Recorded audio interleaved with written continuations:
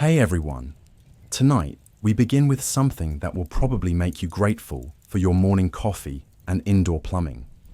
We're diving deep into the Aztec Empire, and I'm going to be brutally honest with you.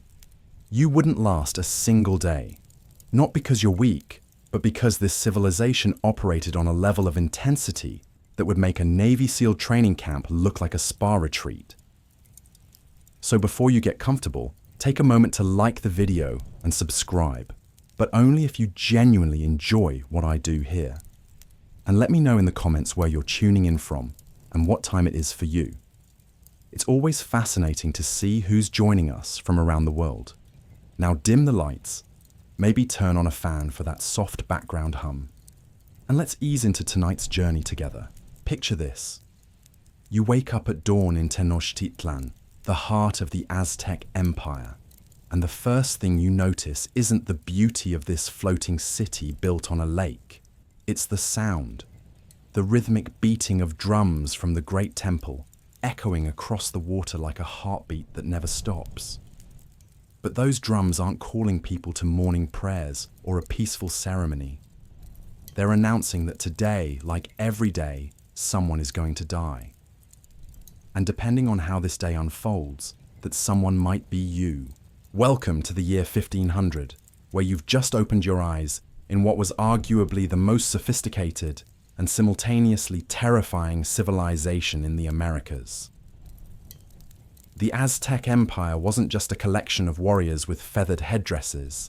It was a complex, brutal, and oddly beautiful machine that turned human sacrifice into an art form, transformed warfare into a religious obligation, and made everyday survival a test of your worthiness to exist. You see, the Aztecs didn't just build an empire, they built a cosmic order where every action, every breath, every heartbeat was either feeding the gods or insulting them. There was no middle ground, no casual Tuesdays, no taking it easy. Every single day was a performance where the stakes were literally life and death, and the audience was a pantheon of deities who were always hungry, always watching, and never, ever satisfied. Now, let's be clear about something. When we talk about not lasting a day in the Aztec Empire, we're not talking about the kind of challenges you face in modern life. We're not talking about difficult commutes, or expensive coffee, or social media drama. We're talking about a world where your morning routine included checking whether the priest had selected you for sacrifice, where your job performance was measured by how many enemy hearts you could cut out, and where your children's education consisted of learning 17 different ways to please gods who might decide to end the world on a whim.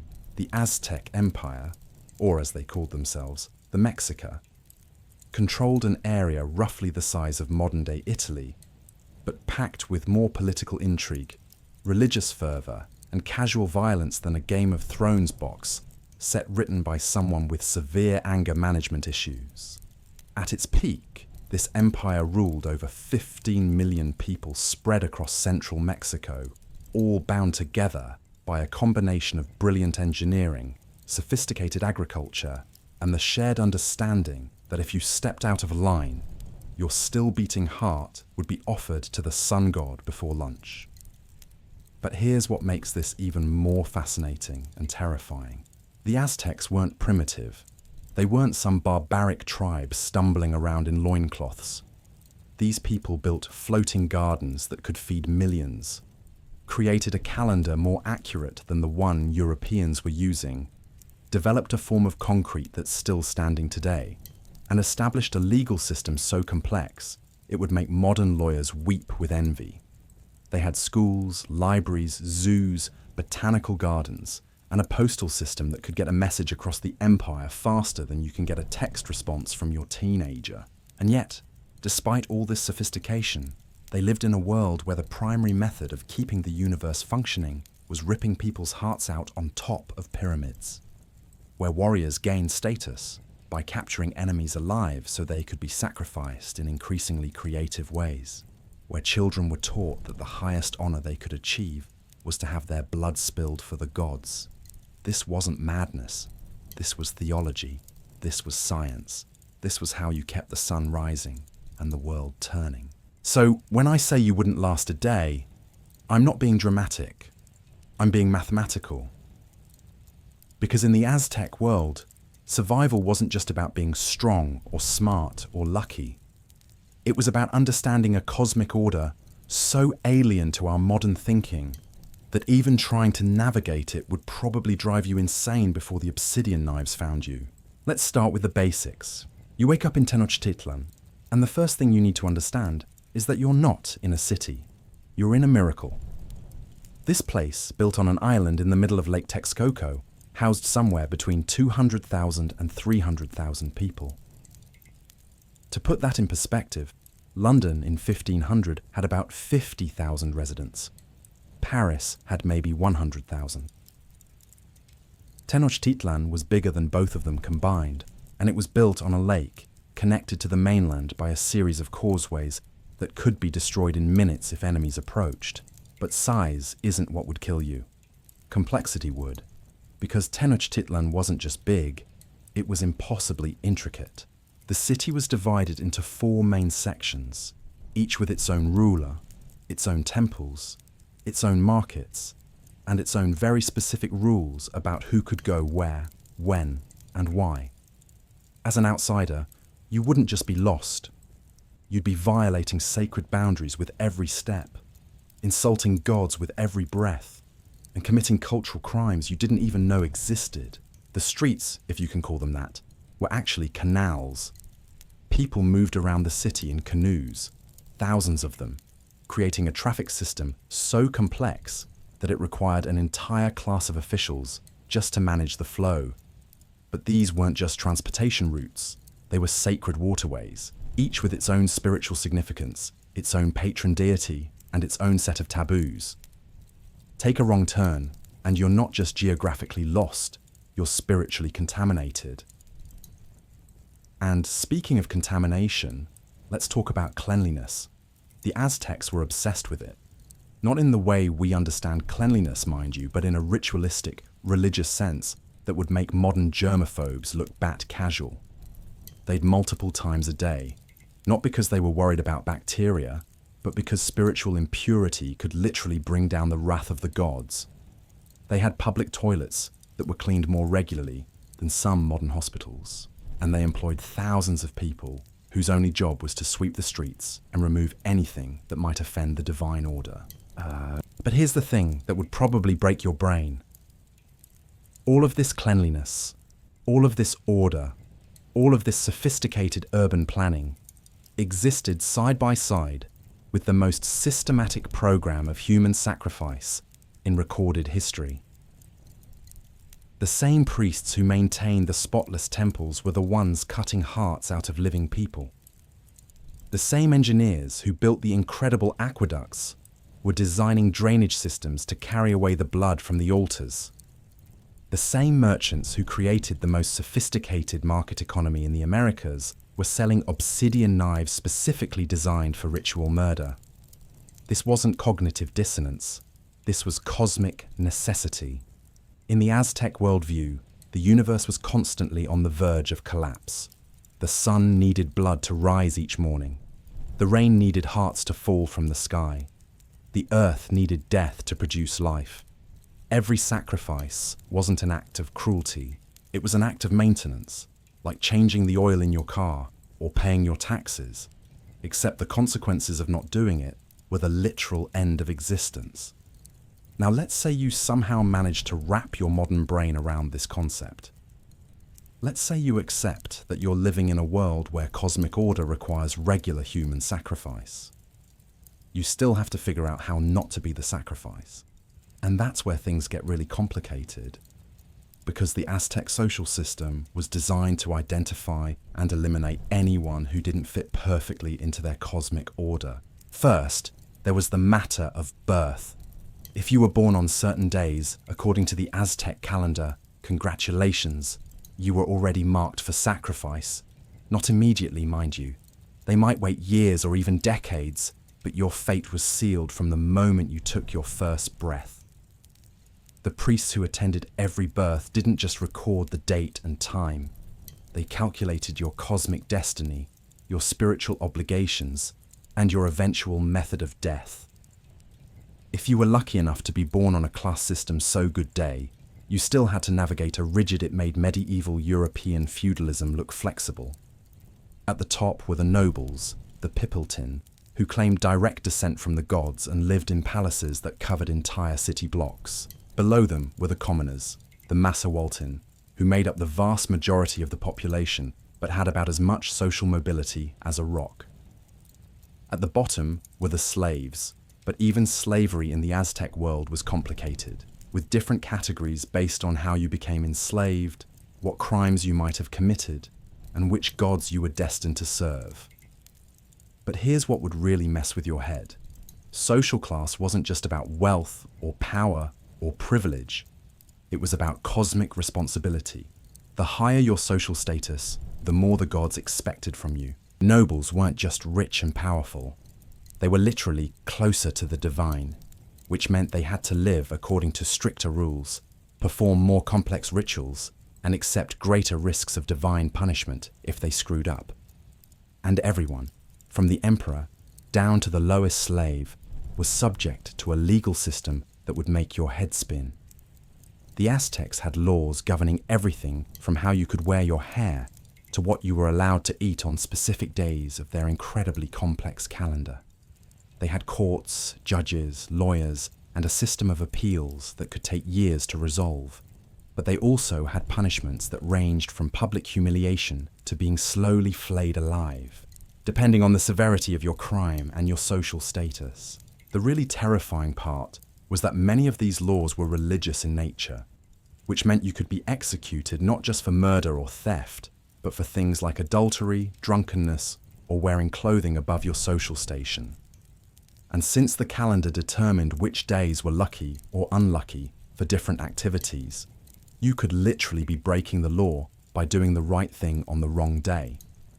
Take something as simple as going to the market.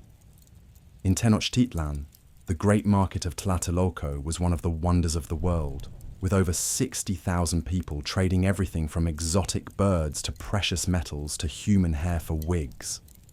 But this wasn't just an economic center. It was a sacred space where every transaction had spiritual implications. The merchants weren't just business people. They were priests of commerce, following elaborate rituals to ensure that their trades pleased the gods of wealth and abundance. As an outsider, you wouldn't just be shopping. You'd be participating in a complex religious ceremony where every gesture, every word, every exchange of goods had to be performed according to sacred protocols. Buy something on the wrong day, from the wrong person, using the wrong form of payment, and you're not just making a social mistake. You're committing a religious crime that could result in your death.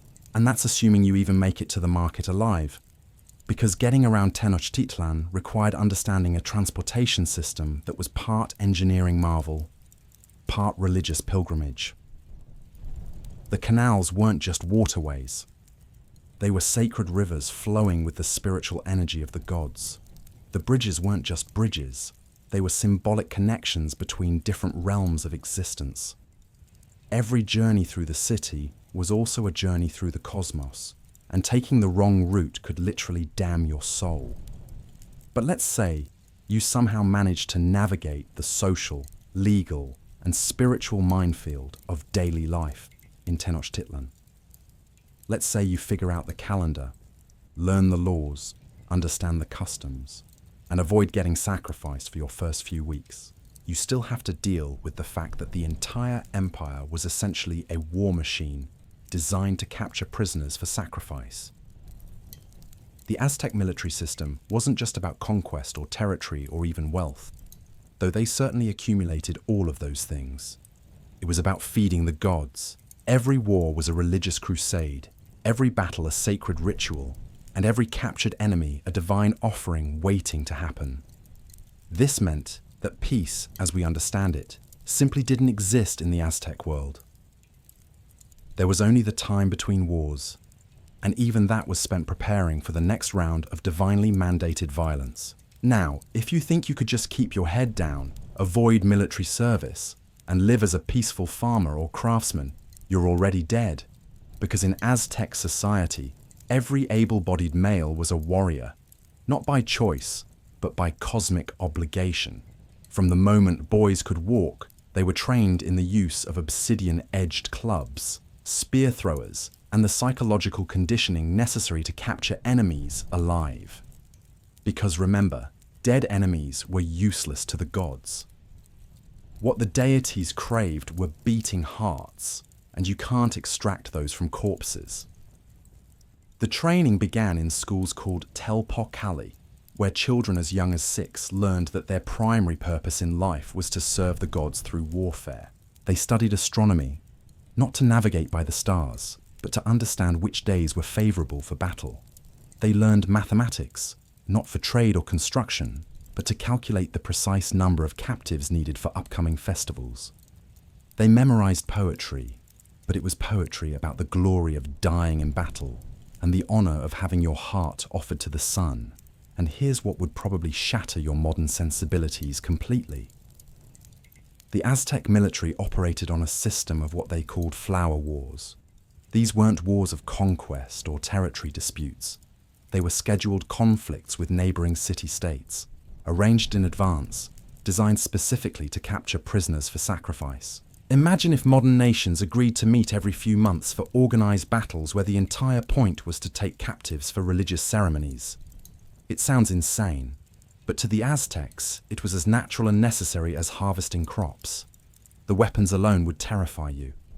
Forget about swords or arrows or anything familiar from European warfare. Aztec warriors carried macuahuitl, wooden clubs embedded with razor-sharp obsidian blades that could slice through flesh and bone like a chainsaw through butter. These weren't designed to kill quickly. They were designed to maim and incapacitate, to leave enemies wounded but alive for the journey back to Tenochtitlan and the altars that waited there. They had spear throwers called atlatl that could launch projectiles with enough force to penetrate Spanish armor, which the conquistadors learned the hard way. They had slings that could crack skulls at 100 yards, and they had a psychological warfare system that involved wearing the flayed skins of previous sacrificial victims into battle. Imagine facing an enemy who wore human faces as masks and considered your death a religious sacrament. But the truly terrifying part wasn't the weapons or the tactics, or even the ritualized violence. It was the absolute certainty that every Aztec warrior possessed. They didn't fight with the desperate fear of people trying to avoid death. They fought with the calm confidence of people who knew that death in battle guaranteed them a place in the highest heaven, while capturing enemies earned them status in this life and divine favor in the next. This created a military force that was essentially unstoppable by conventional means. You weren't fighting people who were afraid to die. You were fighting people who were afraid not to die gloriously. They would charge into impossible odds, not out of bravery or stupidity, but out of genuine religious conviction that dying in battle was the best possible outcome for their eternal souls. And if you somehow survived your first battle, congratulations, you've just earned the right to participate in even more dangerous conflicts, because the Aztec military was a meritocracy based on how many enemies you captured alive. Take one prisoner, and you earned the right to wear certain types of clothing and jewelry. Take 2, and you could paint your face in specific patterns that announced your achievements to everyone you met. Take 4, and you became a Quachis, a shorn one, allowed to wear elaborate feathered costumes, and granted a level of social status that was otherwise impossible to achieve. But here's the catch that would probably break your spirit entirely. The more successful you became as a warrior, the more the gods expected from you. High-ranking warriors weren't just soldiers. They were priests, judges, administrators, and most importantly, future sacrificial victims. Because the Aztecs believed that the most powerful offerings were those who gave their lives voluntarily, and who better to make that choice than warriors who had already proven their devotion by capturing enemies for the altars. This meant that military success was ultimately a death sentence, just a more elaborate and honored one. The greatest warriors in Aztec society eventually volunteered for sacrifice in the most important ceremonies, often during the festival of Xumolpili, the new fire ceremony that occurred every 52 years. They would climb the great temple, lie down on the sacrificial stone, and have their hearts cut out while still conscious, believing that their death would help ensure the sun would rise for another cycle. Now let's talk about what happened when you weren't at war, because peacetime in the Aztec Empire wasn't peaceful at all. It was preparation time, and the level of organization required to maintain their military religious complex would make modern logistics experts weep with admiration and terror. The entire economy was geared towards supporting the war machine and the sacrifice schedule. Farmers didn't just grow food for consumption. They grew specific crops required for different ceremonies. Certain types of corn were needed for festivals honoring the rain god Tlaloc. Special varieties of beans were essential for rituals dedicated to Xochiquetzal, the goddess of love and flowers. Cacao beans weren't just currency. They were sacred offerings that had to be prepared according to elaborate protocols, depending on which deity was being honored. Craftsmen didn't just make goods for trade. They created the incredibly complex costumes, weapons, and ritual objects needed for the constant round of religious ceremonies. Feather workers spent months creating single headdresses for high-ranking priests. Stone carvers worked obsidian into thousands of sacrificial knives, each one blessed and consecrated according to specific rituals. Goldsmiths created elaborate jewelry that would be buried with sacrificial victims or thrown into sacred cenotes as offerings to the water gods. And everyone, regardless of their primary occupation, had religious obligations that would consume most of their time. The Aztec calendar included over 100 major festivals per year, each requiring specific preparations, costumes, foods, and behaviors. Missing a festival wasn't just antisocial. It was cosmic treason that could bring divine wrath down on your entire community. Take the festival of Toxcatl, dedicated to the god Tezcatlipoca. This ceremony required selecting a perfect young man to represent the god for an entire year. This chosen victim lived as a deity, given the finest food, clothing, and housing, taught to play the flute, and worshipped by everyone he met. For 364 days, he was literally treated as a god walking among mortals. On the final day, he climbed the temple steps and was sacrificed, his heart offered to ensure the god's continued favor. But here's what would really mess with your head. The young man chosen for this honor volunteered.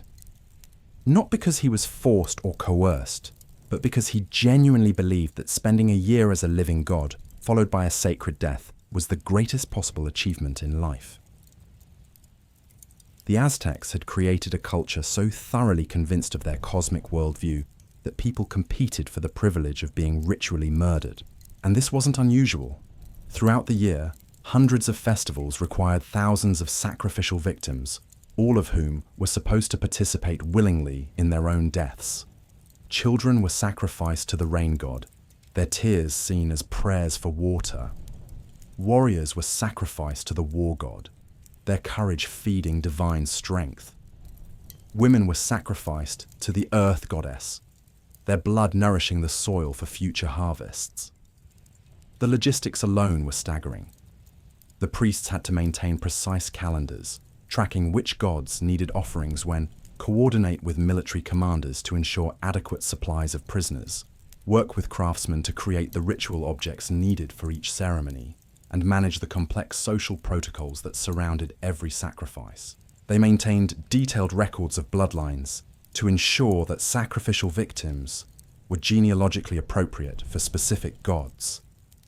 They tracked astronomical events to synchronize ceremonies with celestial movements. They managed the distribution of sacrifice flesh to ensure that the various social classes received their proper portions according to their cosmic status. Because yes, cannibalism was not only practiced, but required in Aztec society. Not for nutrition, mind you, but for spiritual communion. Eating the flesh of sacrificed warriors was believed to transfer their courage and strength to the consumer. Different body parts were distributed according to strict social hierarchies, with the heart reserved for the highest priests and nobles, while commoners might receive only small portions of less spiritually significant flesh. This meant that every meal had religious implications. You weren't just eating food. You were participating in a cosmic cycle of death and rebirth, consuming the essence of warriors and captives who had died to maintain the balance of the universe. Skip a meal, and you're not just hungry. You're failing in your religious duties to the gods and your community. And speaking of food, the Aztec diet would probably kill you even if the religious obligations didn't. Not because it was unhealthy. Actually, it was remarkably nutritious, but because every ingredient had spiritual significance that required elaborate preparation rituals. Corn wasn't just grain, it was the flesh of the gods, specifically the Maize deity who had sacrificed himself to create humanity. Preparing corn required prayers, offerings, and specific techniques that took hours to perform correctly. Chocolate wasn't just a drink. It was liquid divinity, reserved for warriors and priests, and prepared according to recipes that were closely guarded religious secrets. Drinking chocolate inappropriately, or on the wrong day, or without proper ritual preparation, wasn't just a social mistake. It was a form of blasphemy that could result in severe punishment or death. The Aztecs had identified and classified hundreds of different foods according to their spiritual properties, their associations with specific gods, and their appropriate uses in various ceremonies. They had foods that could only be eaten by warriors, foods reserved for priests, foods appropriate for different social classes, and foods that were completely forbidden except during specific festivals. And then there were the hallucinogenic substances that were integral to Aztec religious practice. Psilocybin mushrooms, morning glory seeds, and various other psychoactive plants were regularly consumed by priests, warriors, and anyone participating in major ceremonies. These weren't recreational drugs. They were sacred medicines that allowed communication with the gods, and using them incorrectly, or without proper spiritual preparation, could result in madness, divine punishment, or death. Imagine trying to navigate a society where your morning coffee equivalent was a powerful hallucinogen that required hours of ritual preparation and could literally drive you insane if you got the dosage wrong. Where every meal was a religious ceremony, every drink a sacred communion, and every bite of food a potential violation of cosmic law if you didn't perform the appropriate prayers and offerings. This is what daily life looked like in the Aztec Empire. Not the romanticized version, with colorful feathers and exotic dances, but the reality of a civilization so thoroughly organized around the systematic slaughter of human beings that every aspect of existence was designed to support and celebrate ritual murder. A world where your greatest achievement was to die beautifully for the gods, where your children were taught from birth that their primary purpose was to feed divine hunger, and where the price of cosmic order was paid in blood every single day. And we haven't even talked about the diseases yet, or the political intrigue, or the fact that the entire empire was built on a lake that could flood or dry up, depending on weather patterns that the Aztecs believed were controlled by gods who demanded constant appeasement through increasingly elaborate and horrific sacrifices. You think you could handle one day in this world? You think your modern sensibilities, your belief in individual rights and human dignity and the value of life could adapt to a civilization that had turned murder into the highest form of art and worship? You think you've got problems with your morning commute? Let's talk about getting around in the Aztec Empire, where every step you took was a potential death sentence, and every wrong turn could land you in front of a priest with an obsidian knife and a really bad attitude. The road system in the Aztec Empire wasn't just infrastructure. It was a network of sacred pathways that connected not just cities, but entire spiritual realms. Every major route was aligned with astronomical events, designed to channel divine energy and protected by gods who took a very personal interest in who was allowed to travel where. As a foreigner, you wouldn't just be lost. You'd be trespassing on holy ground with every step. The main roads were reserved for nobles, priests, and official messengers. These weren't casual hiking trails. They were sacred corridors where the wrong person, walking at the wrong time could disrupt cosmic harmony and bring divine wrath down on entire communities. Armed guards patrolled these routes, not to protect travelers from bandits, but to protect the spiritual integrity of the pathways from contamination by inappropriate users. But let's say you somehow obtain permission to travel. Congratulations, you've just signed up for the most terrifying journey of your life. Because Aztec roads didn't just connect cities, they connected sacrifice centers. Every major stop along any route was marked by temples where fresh hearts were offered to ensure safe passage. The travel gods were hungry gods, and they expected payment in blood for every mile of protection they provided. The professional messengers who ran these routes, called Painani, were essentially religious athletes who could cover incredible distances in impossible time. But they weren't just fast runners. They were priests trained in elaborate rituals required at each stop along their journey. They carried sacred objects, performed specific ceremonies at designated shrines, and maintained the spiritual balance of the entire transportation network through their movements. These messengers were so highly trained and so religiously significant that killing one was considered equivalent to destroying a temple. But here's the terrifying part. If a messenger failed to perform the proper rituals, if he skipped a shrine or forgot a prayer or arrived at his destination without having properly honored every god along the route, he would be sacrificed immediately upon arrival. No questions asked, no appeals process, just straight to the altar for failing in his cosmic duties. And if you think you could just avoid the main roads and travel through the wilderness, you'd be dead within hours. The forests and mountains surrounding Aztec territories weren't just dangerous because of wild animals or difficult terrain. They were inhabited by gods and spirits who were actively hostile to human intruders. The Aztecs believed that every natural feature, every cave, every spring, every unusual rock formation was the dwelling place of a deity who required specific offerings and protocols before humans could safely pass.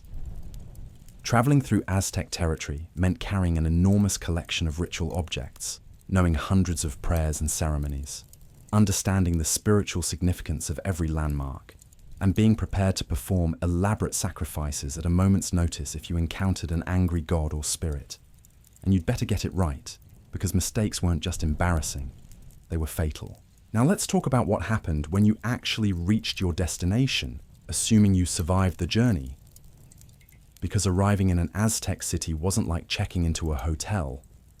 It was like entering a living temple where every building, every street, every public space was designed to honor specific gods and maintain cosmic balance. Take the city of Texcoco, the intellectual center of the empire. This wasn't just an urban area. It was a vast library and university complex where the greatest minds of the Aztec world gathered to study astronomy, mathematics, engineering, and most importantly, the incredibly complex religious calendar that governed every aspect of life. But all of this learning was directed toward a single goal: understanding how to keep the gods happy through increasingly sophisticated forms of human sacrifice. The scholars of Texcoco weren't just academics. They were cosmic engineers who calculated the precise number of hearts needed for each ceremony, designed new and more elaborate methods of ritual murder, and maintained the astronomical observations necessary to synchronize sacrificial schedules with celestial events. The libraries weren't filled with philosophy or literature. They contained detailed manuals for human sacrifice, anatomical studies of the human heart, and mathematical formulas for calculating the spiritual energy released by different types of ritual death. Students at these institutions didn't study to become doctors or lawyers or teachers. They studied to become more efficient killers for the gods. The curriculum included courses on the proper use of sacrificial knives, the theological significance of different dismemberment techniques, and the complex social protocols surrounding the distribution of human flesh after ceremonies. And the graduation ceremony. You guessed it. Students demonstrated their mastery by successfully performing their first human sacrifice under the supervision of senior priests. No diploma, no handshake, just the warm blood of a freshly killed captive on your hands, and the approval of gods who were already hungry for your next offering. But let's say you somehow avoided the educational system and found work as a common laborer. Surely that would be safer, right? Wrong. Because even the most mundane jobs in the Aztec Empire were connected to the sacrifice machine in ways that would horrify you. Construction workers weren't just building houses or temples. They were creating sacred spaces that required human foundation sacrifices. Every major building project began with the ritual murder of captives, whose blood was mixed into the mortar and whose hearts were buried in the foundations. Workers who participated in these projects weren't just employees. They were participants in religious ceremonies that made them spiritually responsible for maintaining the cosmic balance of whatever structure they helped create. Agricultural workers faced even worse conditions. The Aztec farming system, based on the famous Chinampas or floating gardens, was incredibly sophisticated and productive. But it was also incredibly dangerous because the fertility of the crops depended on regular human sacrifice. Farmers didn't just plant seeds and water plants. They participated in elaborate ceremonies where the blood of sacrificed captives was mixed with soil, where human hearts were buried in the fields, and where the success of the harvest was directly tied to the number of people killed to honor the agricultural gods. During planting season, farming communities were required to provide quotas of sacrificial victims to ensure good crops.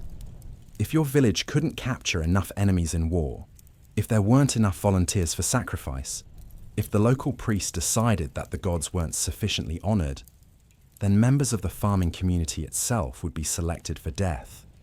Your neighbors, your friends, your family members would draw lots to see who would have their heart cut out to guarantee that the corn would grow. And here's the part that would probably drive you completely insane. All of this was considered normal, not just acceptable, but essential for the survival of humanity. The Aztecs weren't sadistic monsters who enjoyed killing people. They were deeply religious people who genuinely believed that human sacrifice was the only thing standing between civilization and cosmic collapse. They had detailed theological explanations for why the gods needed blood. They had historical records proving that sacrificial ceremonies prevented disasters. They had astronomical observations showing that the sun only continued to rise because of their offerings. They had agricultural data demonstrating that crops only grew when properly blessed with human hearts. From their perspective, anyone who opposed human sacrifice was either ignorant of cosmic reality or actively working to destroy the universe. They weren't performing these ceremonies because they were evil. They were performing them because they were good, because they cared about their families and communities and the continuation of existence itself. This created a culture where the most compassionate, loving, responsible members of society were also the most enthusiastic supporters of systematic murder. Parents who adored their children would volunteer those same children for sacrifice to ensure the survival of future generations. Warriors who fought bravely to protect their communities would capture enemies specifically, so those enemies could be tortured to death in religious ceremonies. Priests who dedicated their lives to serving the gods would spend their days cutting the hearts out of living human beings, and everyone understood that this was temporary. The Aztecs believed that their era, the fifth sun, would eventually end like the 4 previous cosmic ages, probably through some catastrophic disaster brought on by insufficient sacrifice to the gods. But until that apocalypse arrived, their job was to maintain the cosmic balance through constant offerings of human blood and hearts. This meant that every person in the empire lived with the absolute certainty that the world was going to end, probably soon, and that their only hope of delaying that destruction was to kill as many people as possible in the most religiously appropriate ways they could devise. Not exactly the kind of mindset that promotes long-term planning or mental stability. The psychological pressure of living in this system would crush most modern people within days. Imagine waking up every morning knowing that the sun might not rise tomorrow unless enough people died today. Imagine sending your children to school where they learn that their highest aspiration should be to die beautifully for the gods. Imagine going to work every day knowing that your job success was measured by your contribution to the systematic murder of human beings. And through it all, you'd be surrounded by people who were completely convinced that this was not only normal, but necessary and beautiful and holy. You couldn't even find sympathetic companions to share your horror with, because everyone around you had been raised from birth to see human sacrifice as the foundation of morality, the basis of civilization, and the highest expression of love for family and community. The priests who cut out hearts weren't seen as executioners. They were seen as heroes saving the universe. The warriors who captured enemies weren't seen as killers. They were seen as providers feeding hungry gods. The parents who offered their children weren't seen as monsters.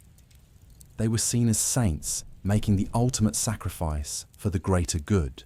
You'd be living in a world where your deepest moral convictions were not just rejected, but seen as evidence of spiritual corruption or mental illness, where your natural human empathy and respect for life were interpreted as selfishness and cosmic irresponsibility, where your horror at systematic murder was viewed as ignorance of divine necessity. And just when you thought it couldn't get worse, let's talk about the festivals, because the regular daily sacrifices were nothing compared to what happened during the major religious celebrations that punctuated the Aztec year like bloody exclamation points in a cosmic sentence written in human hearts. Take the festival of Tlaxcaltecutli, dedicated to the god Zipetotec, our Lord, the Flayed One. This charming celebration involved capturing enemy warriors, stripping off their skin while they were still alive, and then wearing those fresh human hides like clothing while dancing and celebrating for 20 days. The priests didn't just kill people during this festival, they literally wore their victims like suits, prancing around the temples in rotting human flesh while the community cheered and offered prayers of thanksgiving. But that was just one festival out of dozens that filled the Aztec calendar with systematic horror. The festival of Tlaxcaltecutli required the sacrifice of a young man who had been treated as a living god for an entire year. The festival of Atlcawalo involved drowning children to ensure adequate rainfall. The festival of Xumalpili, celebrated every 52 years, required the sacrifice of hundreds of people to ensure that the sun would continue to rise for another cosmic cycle. Each of these celebrations lasted for days or weeks and involved elaborate preparations that consumed enormous amounts of resources and labor. Entire communities would spend months preparing costumes, gathering ritual objects, training performers, and most importantly, collecting the human beings who would be killed during the festivities. And participation wasn't optional. Every member of society, from the emperor down to the lowest slave, had specific roles to play in these festivals. You couldn't just stay home and avoid the ceremonies. Your absence would be noted, reported, and punished as a form of religious treason that threatened the cosmic order. The level of community involvement was total and terrifying. Children were taught special songs and dances for the festivals. Craftsmen created the elaborate costumes and ritual objects. Farmers provided the special foods required for ceremonial feasts. Warriors supplied the captives who would be sacrificed. Priests performed the actual killings, and everyone, absolutely everyone, was expected to participate in the communal consumption of human flesh that concluded each major ceremony. This wasn't just attendance at a religious service. This was active participation in cannibalistic rituals that was seen as essential for maintaining social cohesion and cosmic balance. You couldn't just show up and watch. You had to eat human meat, drink human blood, wear clothing made from human skin, and express genuine joy and gratitude for the opportunity to participate in these sacred murders. And if you showed any sign of reluctance, any hint of disgust, Any suggestion that you weren't fully committed to the ritual consumption of your fellow human beings, you'd be marked as spiritually defective and probably selected for sacrifice yourself, because the Aztecs believed that the gods could see into human hearts and would reject offerings from people who weren't completely sincere in their devotion. This created a society where everyone had to be constantly performing their enthusiasm for systematic murder and cannibalism. You couldn't just go through the motions. You had to genuinely feel joy at the sight of human sacrifice, express authentic gratitude for the opportunity to eat human flesh, and demonstrate real excitement about participating in the torture and dismemberment of living people. The psychological conditioning required to maintain this level of performance would break most modern minds within weeks. Imagine having to smile and cheer while watching children being slowly drowned. Imagine having to express religious ecstasy while eating the heart of a warrior who had been flayed alive. Imagine having to dance and celebrate while wearing the fresh skin of a human being who had been killed specifically for your clothing. And remember, this wasn't happening in some distant, abstract way. These were real people being killed, real flesh being consumed, real blood being spilled, all happening right in front of you, often involving people you knew personally. The warrior whose heart you were eating might have been your neighbor. The child being sacrificed might have played with your own children. The captive being flayed might have been someone from your own community who had been selected by lottery for the honor of feeding the gods. The Aztec educational system would shatter everything you think you know about childhood and learning. When Aztec children turned 6 years old, they didn't get backpacks and lunchboxes. They got obsidian blades and lessons in cosmic responsibility. Education wasn't about reading and writing, though they had sophisticated pictographic systems. It was about preparing young minds to accept that their ultimate purpose was to feed the gods with their own blood, or the blood of others. Boys from noble families attended the Karmakak, elite schools attached to temples where they learned astronomy, theology, and the precise mathematical calculations required to determine how many hearts each god needed during specific ceremonies. But they weren't studying these subjects to become scholars or scientists. They were learning to become high priests who would spend their adult lives cutting people open on sacrificial altars. The curriculum at these schools included detailed anatomical instruction about the human circulatory system, not for medical purposes, but to ensure that sacrificial victims could be kept alive as long as possible during the extraction of their hearts. Students practiced on animals first, learning exactly where to make incisions to maximize pain and prolong consciousness. They studied the spiritual significance of different organs, memorizing which body parts were most pleasing to which gods. Physical education at these elite schools wasn't about fitness or health. It was combat training designed to produce warriors who could capture enemies alive for sacrifice. Students learned to use weapons that were specifically designed to maim rather than kill, to disable opponents without causing fatal injuries that would make them unsuitable for ritual murder. They practiced techniques for subduing struggling captives, for transporting wounded prisoners across long distances, and for keeping sacrificial victims conscious and aware during the ceremonies that would end their lives. But perhaps most disturbing of all, these young nobles were taught to see themselves as future sacrificial offerings. The highest achievement for a graduate of the Karmakak wasn't wealth or power or a long life. It was to eventually volunteer for sacrifice during one of the most important religious festivals, preferably after demonstrating their devotion by personally killing hundreds of other people for the gods. Children from common families attended the Telpochcalli, neighborhood schools that were theoretically less elite, but no less horrifying in their curriculum. These institutions focused on military training and basic religious instruction, preparing commoner children to serve as warriors, farmers, craftsmen, and when necessary, sacrificial victims. The education was practical and brutal, designed to produce adults who could function efficiently in a society built around systematic murder. Students at the Telpochcalli learned to identify different types of sacrificial victims, and understand their appropriate uses in various ceremonies. They memorized the religious calendar and studied the complex protocols surrounding different festivals. They practiced the songs and dances that would accompany ritual murders, learned to prepare the special foods required for ceremonial feasts, and most importantly, were psychologically conditioned to see human sacrifice as beautiful, necessary, and holy. Both types of schools included mandatory participation in actual sacrificial ceremonies. Children weren't just learning about human sacrifice in theory.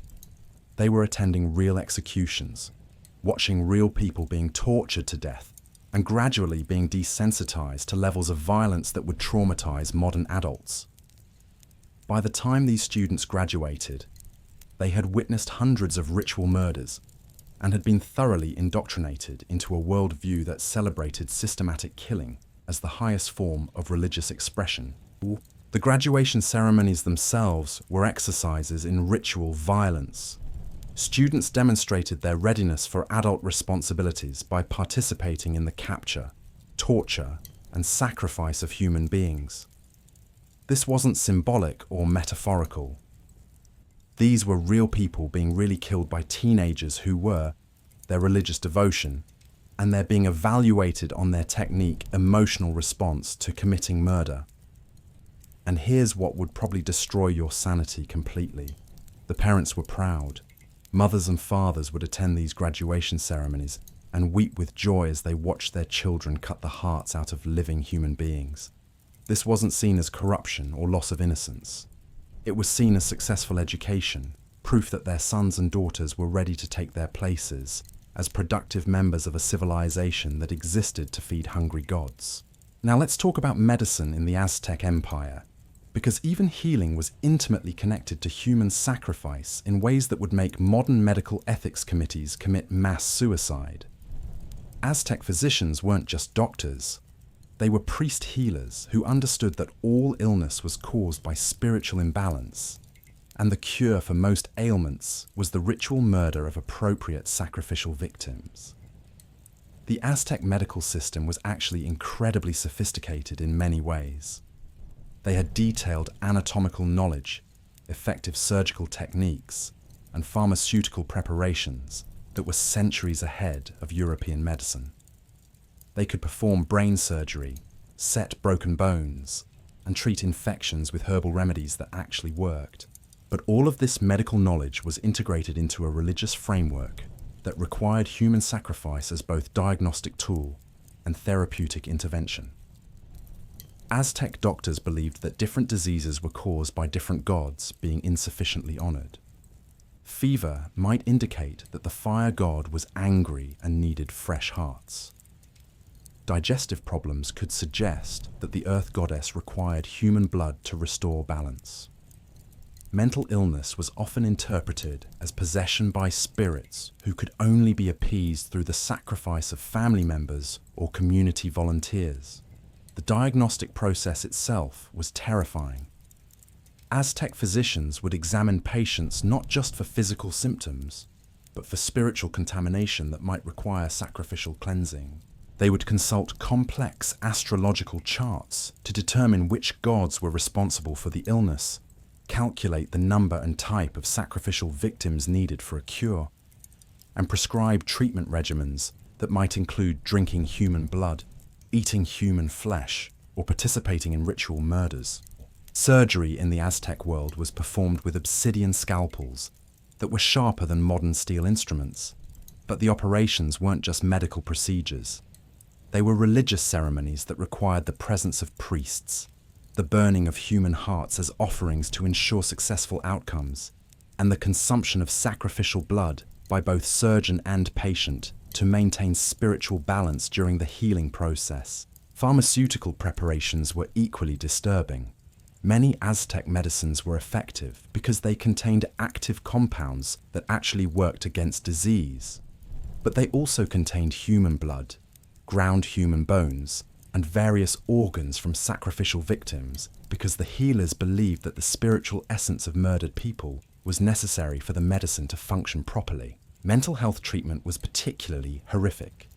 The Aztecs recognized various forms of psychological disturbance, but they interpreted all mental illness as spiritual corruption that could only be cured through elaborate purification ceremonies involving human sacrifice. Patients suffering from what we might recognize as depression, anxiety, or trauma were subjected to treatments that included forced consumption of human flesh, participation in ritual murders, and in severe cases, being partially flayed alive to remove the spiritual contamination from their bodies. Even childbirth was surrounded by sacrificial requirements. Pregnant women were considered spiritually vulnerable and required protection through regular offerings of human hearts to ensure safe delivery.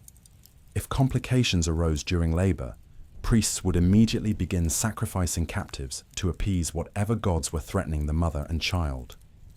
Successful births required thanksgiving sacrifices, while stillbirths or infant deaths were interpreted as evidence that insufficient people had been killed to honor the birth goddesses. The midwives who attended births weren't just medical practitioners. They were priestesses trained in the complex rituals required to protect mothers and babies from divine wrath. They carried sacrificial knives alongside their medical instruments, knew elaborate prayers that required human blood to be effective, and were prepared to perform emergency sacrifices if the delivery didn't proceed according to cosmic plan. And if you think you could avoid the medical system by just staying healthy, you're wrong. Because the Aztec concept of health wasn't just about individual physical condition, it was about maintaining spiritual balance within the community, and that required everyone to participate in regular sacrificial ceremonies, whether they were sick or not. Healthy people were required to undergo periodic bloodletting ceremonies to prevent illness. These weren't minor procedures. They involved piercing tongues, earlobes, and genitals with obsidian thorns, allowing significant amounts of blood to flow onto specially prepared papers that were then burned as offerings to various gods. The pain was considered spiritually purifying, and the blood loss was seen as necessary to maintain cosmic balance. Community health required even more extensive sacrificial programs. Epidemics were interpreted as evidence that the gods were insufficiently honored, and the prescribed cure was always the same: more human sacrifice. During outbreaks of disease, entire communities would pool their resources to capture or purchase large numbers of sacrificial victims, whose deaths were believed necessary to restore divine favor and end the plague. The irony is that many Aztec medical treatments actually worked, despite being embedded in this framework of ritual murder. Their anatomical knowledge was accurate because they had extensive experience cutting people open. Their surgical techniques were effective because they had practiced on thousands of sacrificial victims. Their understanding of human physiology was sophisticated because they had observed the effects of various forms of torture and dismemberment on living subjects. But you couldn't access this medical knowledge without participating in the sacrificial system that generated it. You couldn't be treated by an Aztec physician without accepting that your healing required the death of other human beings.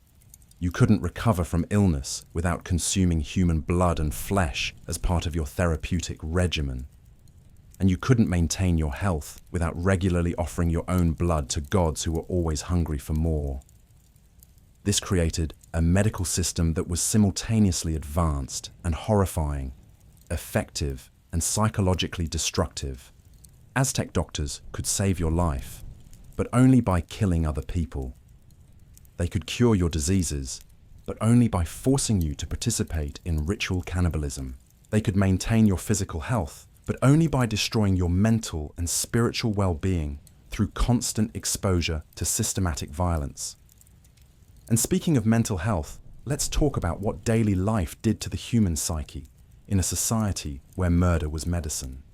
Education was indoctrination into violence, and love was expressed through the sacrifice of family members to hungry gods. The Aztec Empire didn't just demand physical participation in human sacrifice. It required complete psychological surrender to a worldview that celebrated systematic killing as the highest form of human achievement. The constant exposure to ritualized violence had profound effects on the Aztec personality that would be immediately recognizable to modern psychologists as symptoms of severe trauma. But these symptoms weren't seen as psychological damage.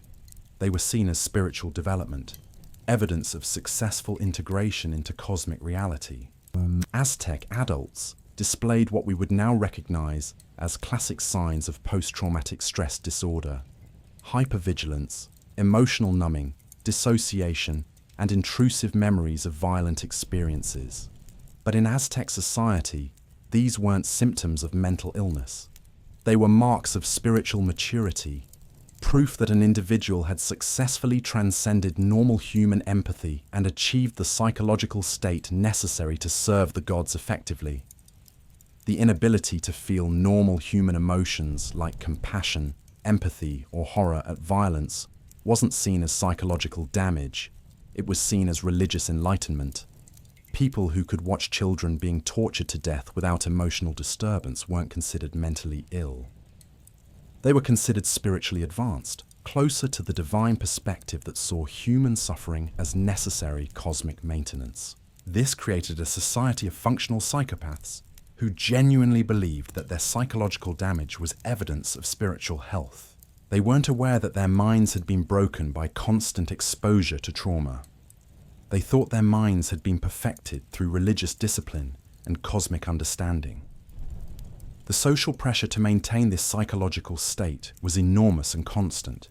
Any display of normal human empathy, any emotional response to violence, any suggestion that systematic murder might be wrong, was interpreted as spiritual weakness that threatened not just individual salvation, but community survival.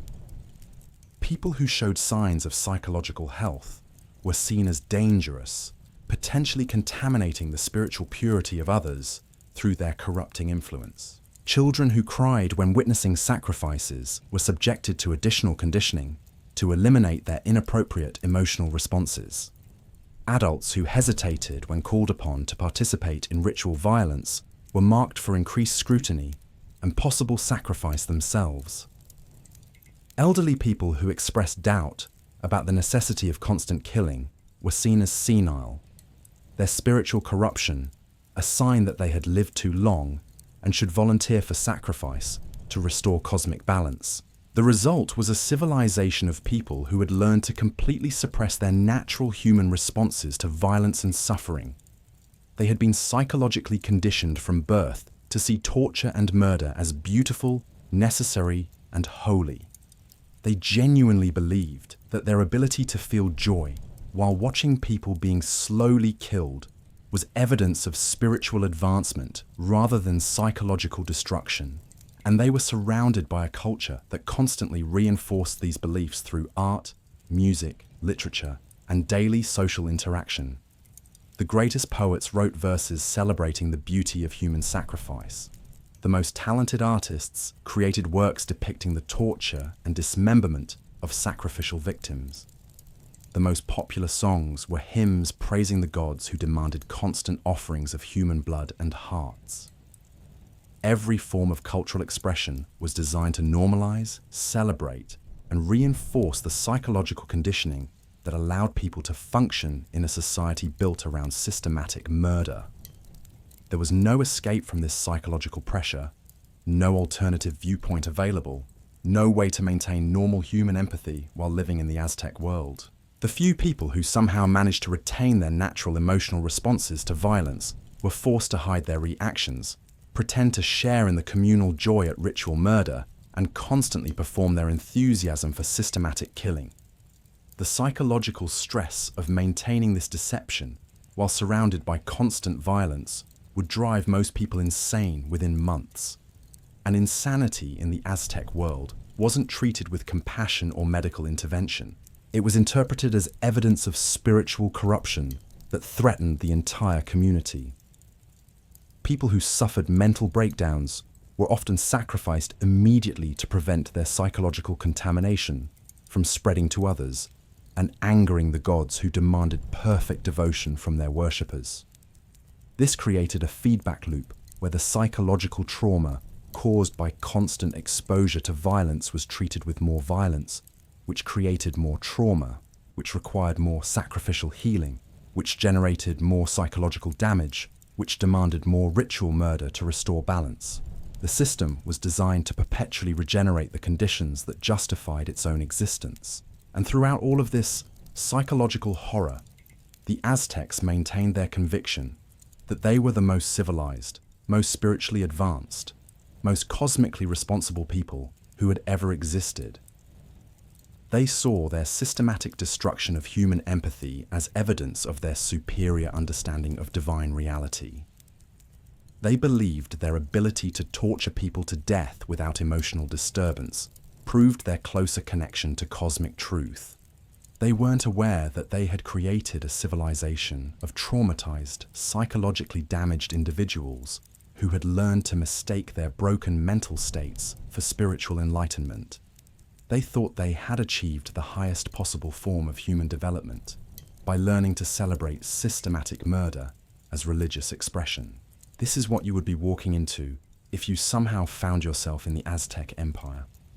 Not just a world where people killed each other for religious reasons, but a world where everyone's mind had been systematically broken by constant exposure to ritualized violence, and where psychological health was seen as spiritual corruption that threatened the survival of the universe itself. You wouldn't just be physically in danger every moment of every day. You would be psychologically assaulted by a culture designed to destroy your natural human empathy and replace it with enthusiasm for systematic murder. And if you somehow managed to maintain your sanity and moral compass, you would be completely alone in a world of people who had learned to mistake psychological trauma for spiritual advancement. The weight of existing in such a system, surrounded by people who genuinely believed that torturing children to death was an act of cosmic love, would crush most modern minds long before any priest got close enough with an obsidian knife to cut out your heart. Because in the end, the Aztec Empire didn't just kill people's bodies, it killed their souls, their capacity for normal human feeling, their ability to recognize beauty and goodness and love in forms that didn't involve systematic violence. And they did all of this while maintaining one of the most sophisticated civilizations in human history, with advanced mathematics, engineering, astronomy, and agriculture. They weren't primitive savages. They were highly intelligent, deeply cultured people who had channeled their considerable abilities into creating the most systematically horrifying society that has ever existed on Earth. That's what you would be facing in the Aztec Empire. Not just death, but the complete destruction of everything that makes you recognizably human, carried out by people who would see that destruction as the greatest gift they could possibly give you. So you think the psychological horror is the worst part? Think again. Because we haven't even discussed what happens when you get sick in the Aztec Empire. And trust me, you're going to get sick. The question isn't if, it's when, and when you do, you'll discover that Aztec medicine makes medieval European bloodletting look like a spa treatment. Let's start with something simple. You wake up with a headache. In your world, you might take some aspirin and drink water. In the Aztec world, that headache is a message from Tezcatlipoca, the smoking mirror god, indicating that someone in your family hasn't been sacrificed recently enough. The cure isn't rest or medicine. It's finding a suitable victim whose heart can be offered to appease the deity who's literally giving you pain signals through your skull. But headaches are nothing compared to what happens when you catch one of the diseases that were constantly circulating through Tenochtitlan. Living in a city of 300,000 people with limited understanding of sanitation, despite their obsession with ritual cleanliness, meant that epidemics swept through the population like wildfire. And every single illness was interpreted as divine punishment that could only be cured through increasingly elaborate sacrificial ceremonies. Get a fever, and suddenly you're not just sick, you're evidence that your entire family line has failed in their cosmic responsibilities. The priest will examine your symptoms not to diagnose a pathogen, but to determine which god is angry and how many people need to die to restore your health. They'll consult their medical codices, which aren't filled with information about herbs and treatments, but with detailed instructions on which types of sacrificial victims are most effective against specific diseases. The Aztec pharmacological system was actually incredibly sophisticated. They had identified and catalogued hundreds of medicinal plants, many of which contained compounds that modern science has confirmed as genuinely therapeutic. They could treat infections, reduce inflammation, manage pain, and even perform complex surgical procedures. But every single treatment was embedded in a framework of human sacrifice that made recovery dependent on the systematic murder of other people. Take their treatment for broken bones, which they were remarkably good at setting and healing. The medical procedure itself was advanced and effective. But before the bone could be set, offerings had to be made to Xochiquetzal, the goddess of bones and healing. These offerings weren't flowers or food. They were the hearts of children, whose young, strong bones were believed to transfer their strength to the injured patient. The splint wasn't just wood and cloth. It was soaked in the blood of sacrificial victims, whose life force would supposedly speed the healing process. Surgical procedures were even more horrifying in their combination of medical competence and ritual murder. Aztec surgeons could perform operations that European doctors wouldn't attempt for centuries. They could remove tumors, repair internal injuries, and even perform a form of brain surgery to relieve pressure from head trauma. But every operation required the simultaneous sacrifice of multiple victims, whose organs would be examined by priest-doctors to predict the outcome of the surgery. The operating theatre wasn't just a medical facility. It was a temple where human sacrifice occurred alongside medical treatment. Patients would lie on stone altars, while surgeons worked with obsidian scalpels that had been blessed in human blood. Anesthetics weren't just herbal preparations to reduce pain. They were mixtures of hallucinogenic plants and human blood designed to put patients in communion with the gods who would determine whether they lived or died. And if the surgery failed, if the patient died on the altar, that wasn't seen as medical malpractice. It was seen as divine judgment, indicating that the gods had rejected the offering and required additional sacrifices to restore cosmic balance. The surgeon's response to losing a patient wasn't to examine his technique or consider alternative treatments. It was to immediately begin killing more people, to appease whatever deities had been offended by the failed procedure. But perhaps the most psychologically devastating aspect of Aztec medicine was their treatment of mental illness. They recognized various forms of what we would now call psychological disorders, but they interpreted all mental disturbance as evidence of spiritual corruption that could only be cured through participation in increasingly extreme forms of ritual violence. Depression was seen as possession by death spirits, who could only be exorcised through elaborate ceremonies involving the consumption of human flesh and blood.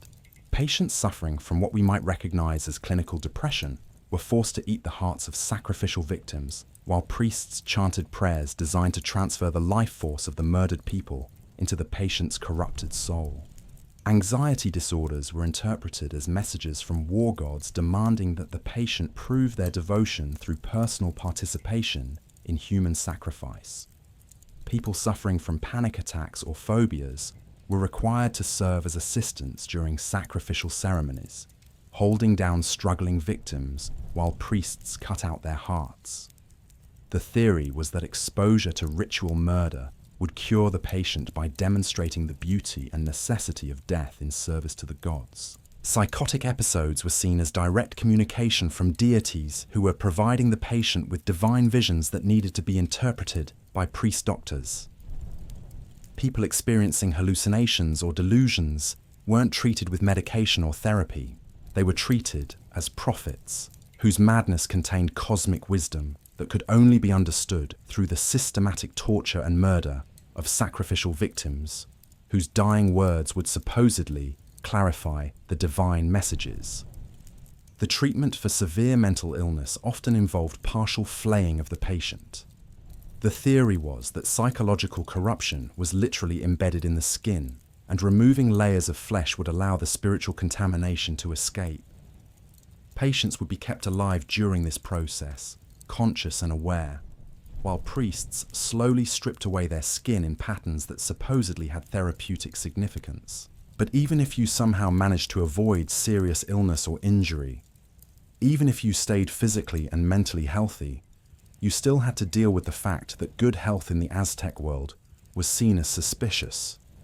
People who didn't get sick were believed to be spiritually selfish, hoarding their life force instead of sharing it with the community through appropriate illness and recovery cycles.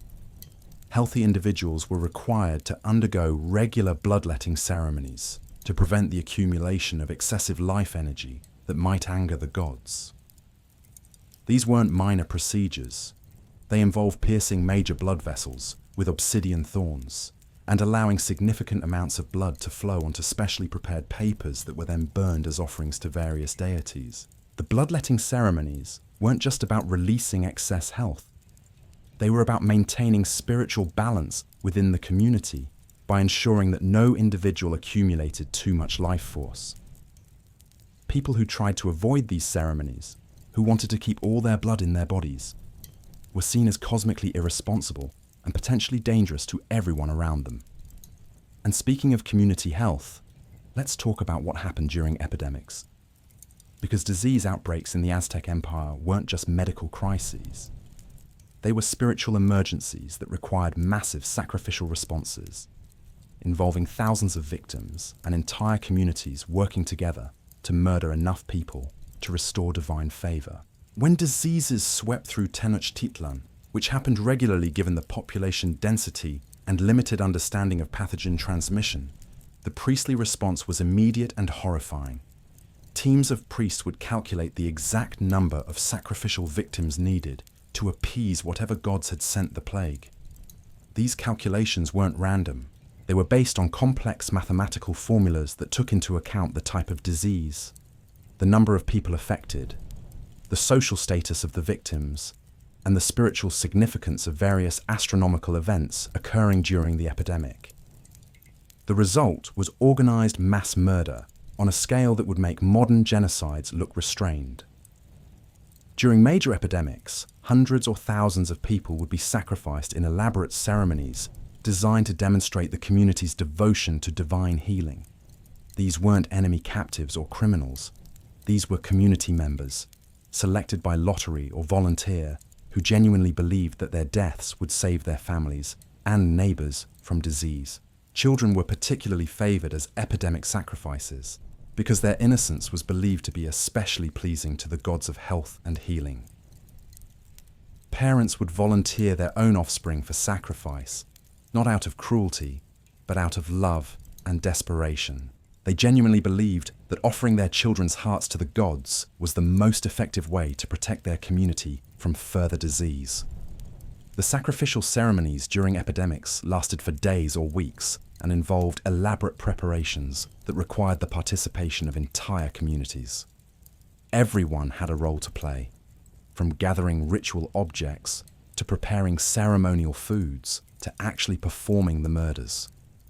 There was no way to opt out, no way to avoid participation, no way to express doubt or horror without being marked as spiritually defective and probably selected for sacrifice yourself. And when the epidemic finally ended, either through natural disease cycles or sheer statistical probability, the survivors genuinely believed that their massive program of human sacrifice had been successful.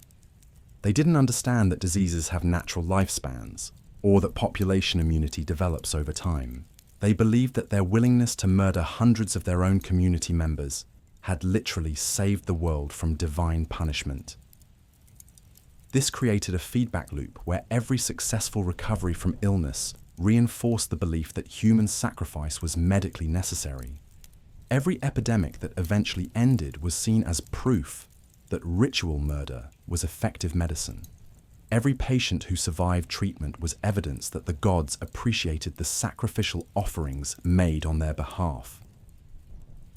The Aztecs developed one of the most sophisticated medical systems in the ancient world, with genuine understanding of anatomy, effective surgical techniques, and pharmaceutical preparations that actually worked. But all of this medical knowledge was inseparably connected to a framework of systematic human sacrifice that made healing dependent on the murder of other people. You couldn't access Aztec medical care without participating in ritual violence. You couldn't recover from illness without consuming human flesh and blood. You couldn't maintain your health without regularly offering your own blood to hungry gods. And you couldn't live in the community without accepting that your medical needs might require the sacrifice of your friends, family members, or neighbors. This is what healthcare looked like in the Aztec Empire. Not just primitive or dangerous, but deliberately designed to make healing dependent on systematic murder. A medical system that worked, but only if you were willing to accept that your recovery required the death of other human beings, and that your continued health demanded regular participation in ritual cannibalism and blood sacrifice. And if you think you could just refuse medical treatment and try to heal naturally, you're wrong. Because refusing Aztec medical care wasn't just dangerous for you, it was seen as spiritually irresponsible behavior that threatened the health of the entire community. People who didn't seek appropriate treatment when they were ill were believed to be hoarding their spiritual corruption, allowing it to fester and spread to others. The community had a vested interest in making sure that everyone received proper medical care, which meant that everyone had to participate in the sacrificial system that made that care possible. You couldn't be a conscientious objector to human sacrifice without being seen as a public health threat who needed to be eliminated for the safety of everyone else. Now let's talk about what happened when you tried to leave. Because surely you might think if life in the Aztec Empire was this horrifying, people would just pack up and move somewhere else. Wrong again. Because the Aztec Empire wasn't just a political entity that you could leave. It was a cosmic order that claimed jurisdiction over the entire universe, and attempting to escape it wasn't just illegal. It was literally impossible, according to their understanding of reality. First, there was the practical problem of geography. The Aztec Empire was surrounded by other civilizations that were either vassals paying tribute to Tenochtitlan or enemies who would kill you on sight. There was nowhere to go that wasn't either controlled by the Aztecs or actively hostile to anyone coming from Aztec territory. You weren't escaping to freedom. You were escaping to different forms of captivity or death. But even if you somehow managed to find a safe geographic destination, you still had to deal with the spiritual impossibility of leaving the cosmic order that the Aztecs had established. According to their theology, the gods had arranged the universe with the Aztec Empire at its center, and human beings belonged to specific deities based on their birth location, social status, and spiritual obligations. You couldn't just move to a different region and start worshipping different gods. You were cosmically bound to the deities who had claim on your soul from the moment of your birth. Attempting to leave the empire wasn't just political treason. It was spiritual rebellion that would bring divine wrath down not just on you, but on anyone who helped you and any community that sheltered you. The gods would track you down no matter where you went, and they would punish your escape attempt with diseases, natural disasters, and military conquests that would destroy everyone associated with your defection. This wasn't just theological theory. The Aztecs had a well-organized intelligence network that tracked down escaped subjects and brought them back for sacrifice. They had spies and informants throughout the region who reported on anyone trying to flee the empire. They had diplomatic agreements with neighboring rulers requiring the return of Aztec fugitives. And they had military expeditions specifically designed to recapture people who had attempted to escape their cosmic responsibilities. The punishment for attempted escape was always the same: public sacrifice designed to demonstrate the futility of trying to flee from divine justice. Returned fugitives weren't just killed, they were tortured to death in elaborate ceremonies that served as warnings to anyone else who might be considering similar rebellion against the cosmic order. But the most psychologically devastating aspect of the escape problem was that most people didn't want to leave.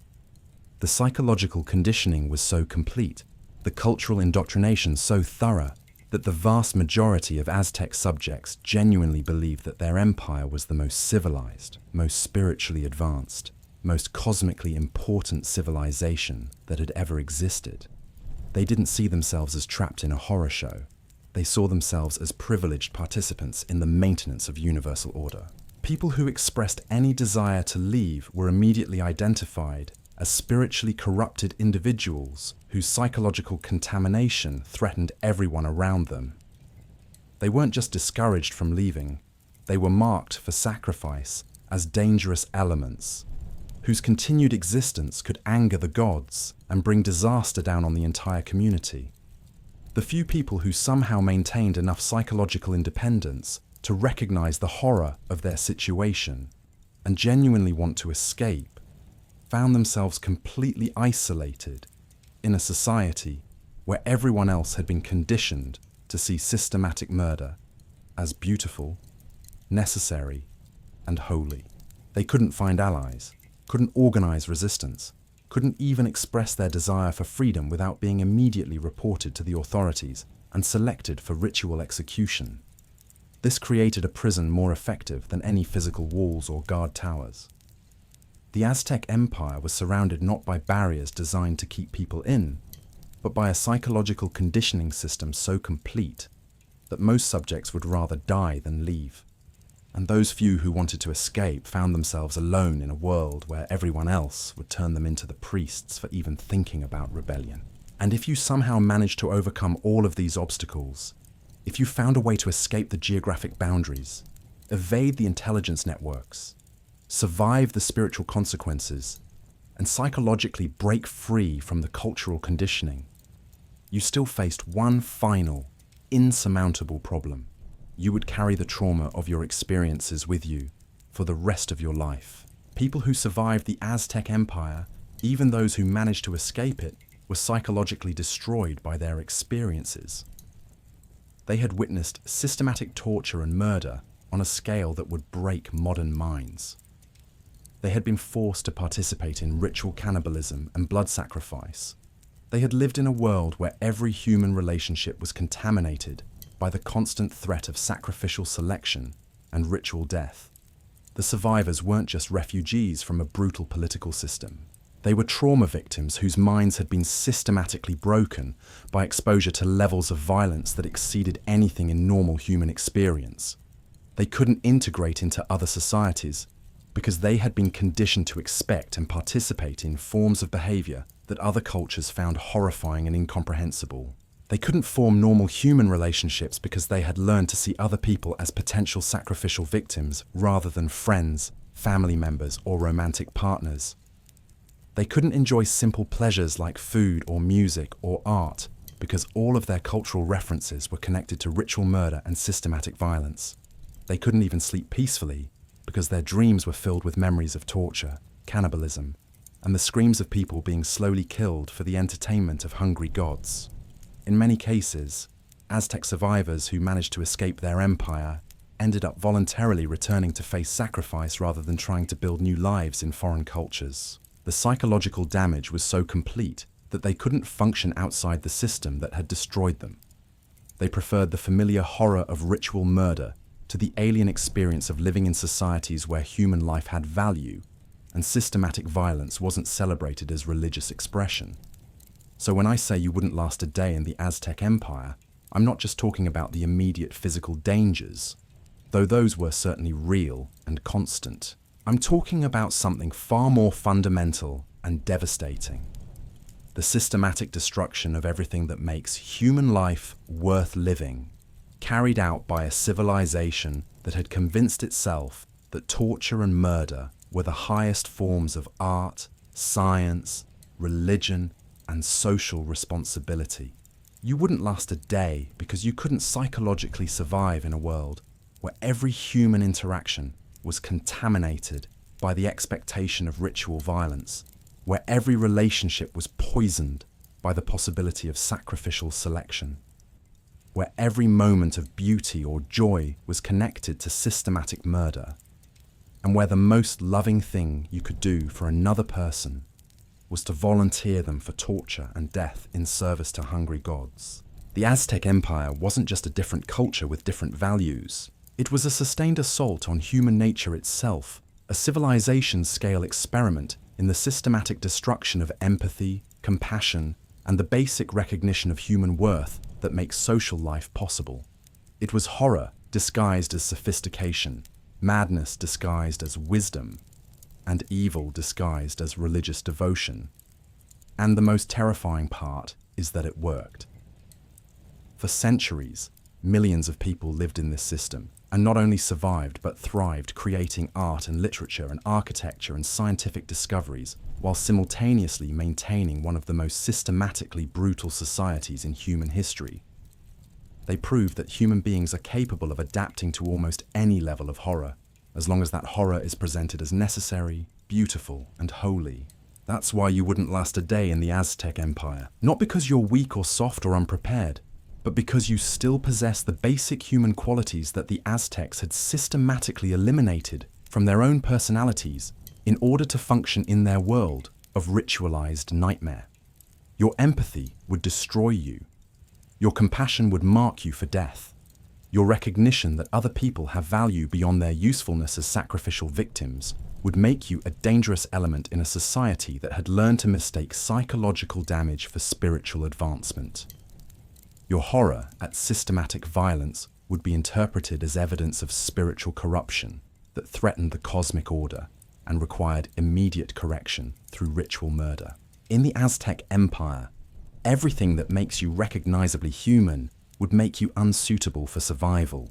And that, perhaps, is the most disturbing thing of all about this remarkable, sophisticated, utterly terrifying civilization that managed to combine the highest achievements of human culture with the systematic destruction of human nature itself.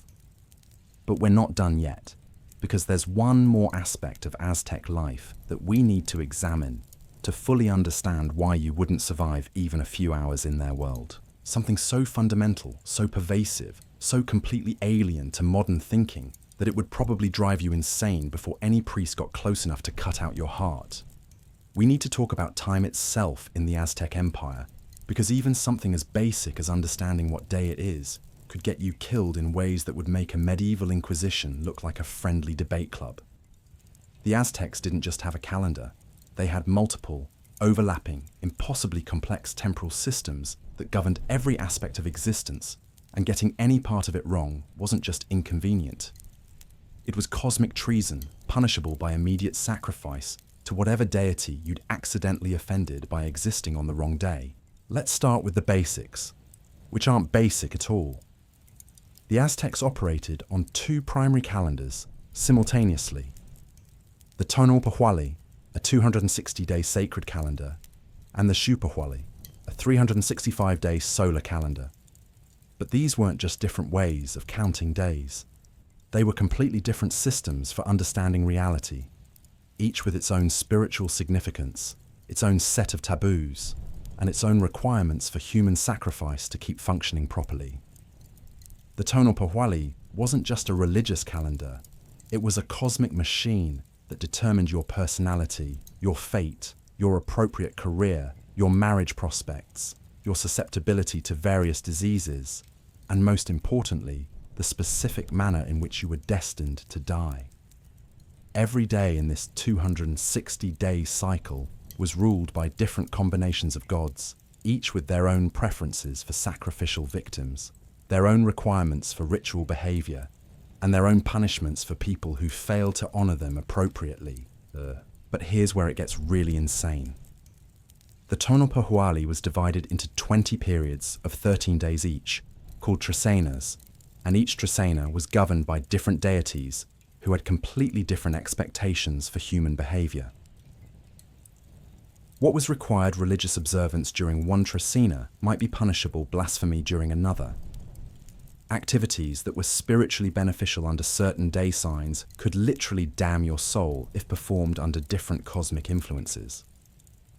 As a foreigner trying to navigate this system, you wouldn't just be confused, you'd be committing religious crimes with every breath, because you wouldn't know that today is ruled by Quetzalcoatl, who demands vegetarian offerings and prohibits violence, while tomorrow belongs to Tezcatlipoca, who requires blood sacrifice and punishes anyone who shows mercy to enemies. You wouldn't understand that wearing red clothing on certain days honors the war god, while wearing the same color on other days insults the goddess of flowers and could result in your entire family being marked for sacrifice. The Siupahuali, the solar calendar, was supposed to be simpler because it followed the agricultural year. But even this apparently straightforward system was loaded with spiritual landmines that could explode in your face without warning.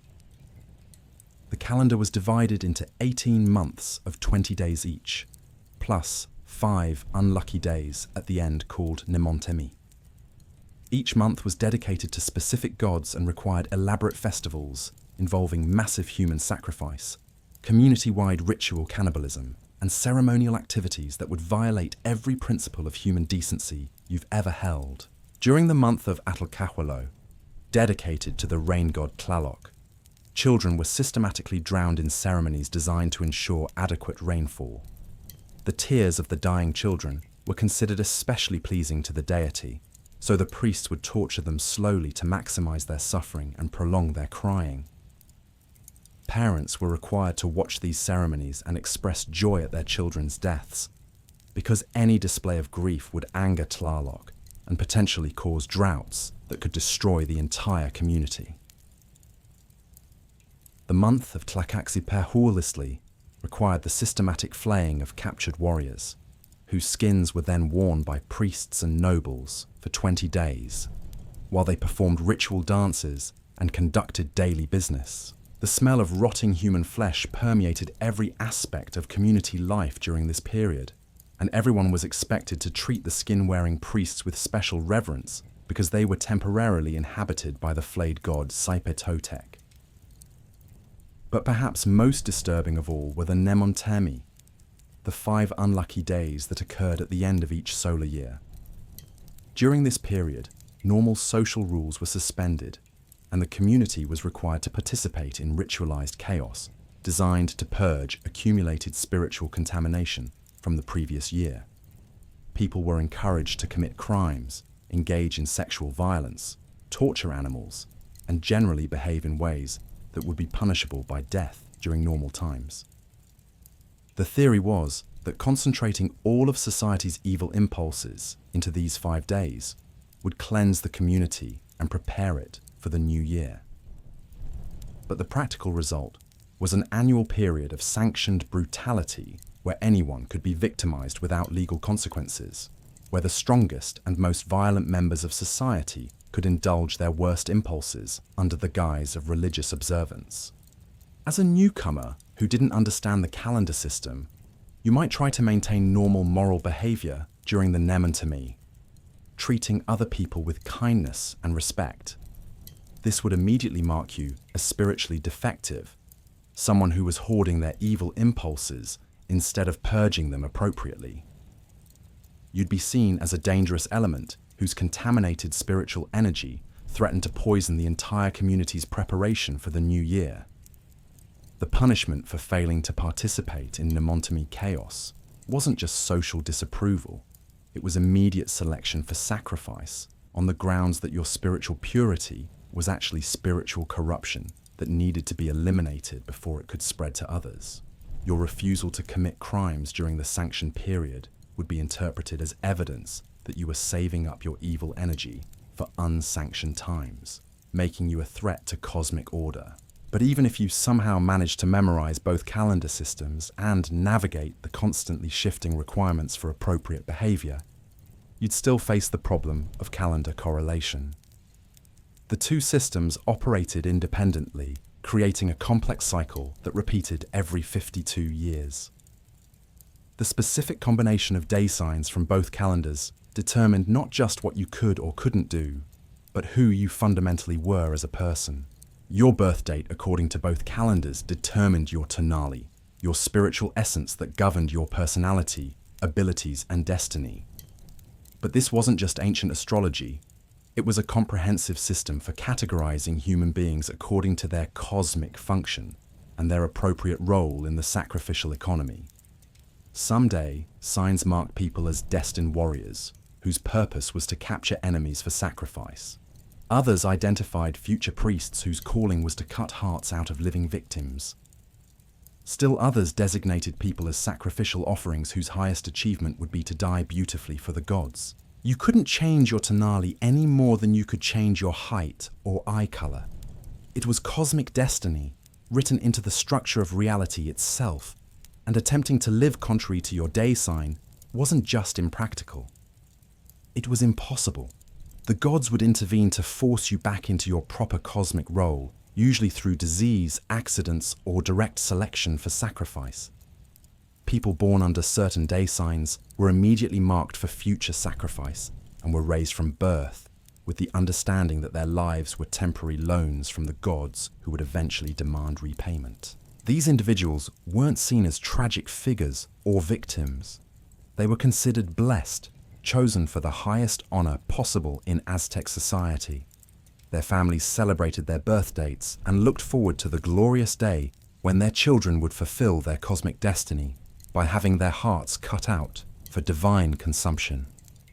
Other day signs marked people as spiritually dangerous, individuals whose very existence threatened cosmic balance, and who needed to be carefully monitored throughout their lives for signs of corruption or rebellion.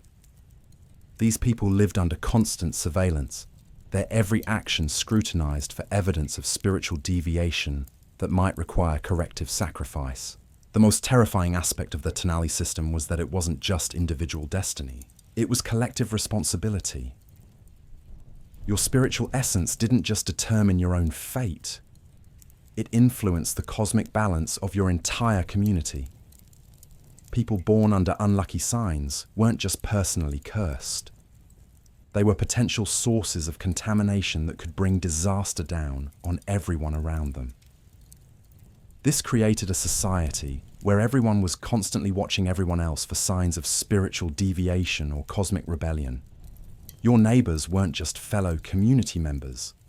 They were cosmic monitors whose job was to identify and report anyone whose behavior might be inconsistent with their day sign destiny. The result was a surveillance state more comprehensive than any modern dictatorship, where every gesture, every word, every expression was potentially evidence of spiritual crimes requiring sacrificial correction. And speaking of spiritual crimes, let's talk about what happened when the calendars identified days that were especially dangerous for the cosmic order. The Aztecs had calculated that certain combinations of day signs created periods of exceptional spiritual instability when the boundary between the human world and the realm of the gods became dangerously thin. During these periods, normal sacrificial offerings weren't sufficient to maintain cosmic balance. The solution was mass sacrifice, on a scale that would make the Holocaust look restrained. During particularly dangerous calendar combinations, hundreds or thousands of people would be killed in elaborate ceremonies designed to strengthen the barriers between different cosmic realms. These weren't enemy captives or criminals. These were community members, selected according to their day signs, their spiritual essences, and their cosmic compatibility with the specific deities who needed to be appeased. The selection process was conducted with mathematical precision, using complex astrological calculations that took into account not just individual birth dates, but family lineages, marriage connections, and community relationships. The priests would create detailed charts showing how different combinations of sacrificial victims would affect the spiritual balance of the entire region, then systematically murder people according to formulas designed to optimize cosmic stability. The ceremonies themselves lasted for days or weeks and involved the entire community in elaborate rituals of death and consumption. Everyone had assigned roles in these mass sacrifices, from gathering ritual objects to preparing ceremonial foods to actually performing the murders. There was no way to opt out, no way to avoid participation. No way to express horror or reluctance without being immediately selected for sacrifice yourself. And when the ceremonies were finished, when hundreds or thousands of people had been systematically tortured to death according to precise calendar calculations, the survivors genuinely believed that they had performed the most important work possible, maintaining the structure of reality itself through their willingness to murder their own family members, friends, and neighbors for the satisfaction of hungry gods. This is what the calendar meant in the Aztec Empire. Not just a way of tracking time, but a comprehensive system for organizing systematic murder according to cosmic principles that made every day a potential death sentence for anyone whose spiritual essence didn't align properly with divine expectations. A temporal framework that turned the simple act of existing into a constant religious crisis requiring regular human sacrifice to resolve. You think you could navigate this system? You think you could memorize the hundreds of day signs, the complex interactions between multiple calendar cycles, the constantly shifting requirements for appropriate behavior, and the elaborate protocols surrounding mass sacrifice ceremonies? You think you could live in a world where checking the date could reveal that today is the day you're cosmically required to volunteer your own children for ritual murder? You think you could maintain your sanity while participating in a society that had turned time itself into a weapon of systematic terror, where every sunrise brought new opportunities for cosmic treason, and every sunset was counted as another day successfully survived in a universe designed to identify and eliminate anyone whose spiritual essence threatened divine order? The Aztec calendar wasn't just complex. It was deliberately designed to be impossible for normal human minds to fully comprehend, ensuring that everyone was constantly vulnerable to accusations of spiritual crimes they didn't even know they were committing. It was a system of temporal control more sophisticated and more psychologically devastating than any modern surveillance state. Because it didn't just monitor your actions, it claimed jurisdiction over your very existence in time and space. And this brings us to the final, most devastating aspect of why you wouldn't last a day in the Aztec Empire. It wasn't just that their society was brutal, though it certainly was. It wasn't just that their religion required systematic murder, though it absolutely did. It wasn't even that their entire civilization was organized around the systematic destruction of human empathy and compassion, though that's exactly what they had accomplished. The most terrifying thing about the Aztec Empire was that it worked. For centuries, millions of people lived in this system of ritualized horror and not only survived, but created one of the most sophisticated civilizations in human history. They built incredible cities, developed advanced mathematics and astronomy, created beautiful art and literature, and established complex political and economic systems that managed resources across vast territories. They proved that human beings are capable of adapting to almost any level of systematic brutality, as long as that brutality is presented as necessary, beautiful, and holy. They demonstrated that it's possible to build a functioning society on the foundation of ritual murder, as long as everyone agrees that ritual murder is the highest form of religious expression. They showed that people can be conditioned to genuinely love and celebrate their own psychological destruction, to mistake trauma for spiritual advancement, to see systematic violence as evidence of moral sophistication. They created a culture where the most damaged individuals were considered the most spiritually developed, where the ability to torture people to death without emotional disturbance was seen as proof of divine favor. And perhaps most disturbing of all, they did all of this while maintaining their absolute conviction that they were the most civilized, most spiritually advanced, most cosmically important people who had ever existed. They weren't aware that they had created a nightmare. They thought they had created paradise, a perfect society where human beings could fulfill their highest cosmic purpose by feeding hungry gods through systematic sacrifice of themselves and others. This is what you would be walking into if you somehow found yourself in the Aztec Empire. Not just a world where people killed each other for religious reasons, but a world where everyone's mind had been systematically broken by constant exposure to ritualized violence, where psychological health was seen as spiritual corruption, and where the most loving thing you could do for another person was to volunteer them for torture and death. You wouldn't last a day because your natural human empathy and compassion would immediately mark you as spiritually defective in a society that had learned to mistake psychological damage for religious enlightenment. Your horror at systematic violence would be interpreted as evidence of cosmic rebellion that threatened the survival of the universe itself. Your desire to protect innocent people from harm would be seen as selfish hoarding of spiritual energy that belonged to hungry gods. And even if you somehow managed to suppress your natural reactions, even if you forced yourself to participate in ritual murder and cannibalism, even if you successfully pretended to celebrate systematic torture as religious expression, the psychological cost would destroy you anyway. Because human beings aren't designed to function in societies built on the systematic destruction of human worth and dignity, the Aztec Empire didn't just kill people's bodies. It killed their souls, their capacity for normal human feeling, their ability to recognize beauty and goodness and love in forms that didn't involve systematic violence. It was a civilization-scale experiment in the destruction of human nature itself, and it succeeded so completely that its victims didn't even realize they had been destroyed. That's why you wouldn't last a day in the Aztec Empire. Not because you lack courage or strength or intelligence, but because you still possess the basic human qualities that make life worth living. The same qualities that the Aztecs had systematically eliminated from their own personalities in order to function in their world of ritualized nightmare.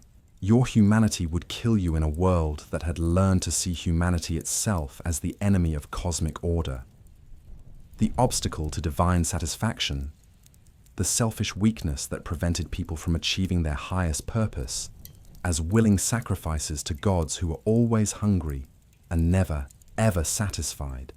And just when you thought the religious calendar was the most complex system designed to control your every breath, let's talk about what happened when you tried to eat in the Aztec Empire. Because food wasn't just sustenance.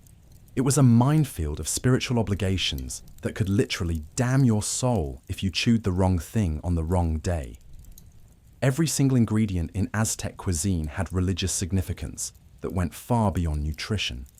Corn wasn't just grain. It was the sacred flesh of the gods, specifically the Maize deity who had sacrificed himself to create humanity. This meant that every tortilla you ate required elaborate prayers of thanksgiving, specific preparation rituals, and careful attention to the cosmic calendar to ensure you weren't committing blasphemy with your breakfast. The process of making tortillas wasn't just cooking. It was a religious ceremony that could take hours to perform correctly. The corn had to be blessed before grinding. The grinding stones had to be consecrated with offerings to the appropriate deities. The water used to make the dough required purification rituals involving human blood, and the actual cooking had to be timed according to astronomical observations to ensure cosmic harmony. But here's what would really mess with your head.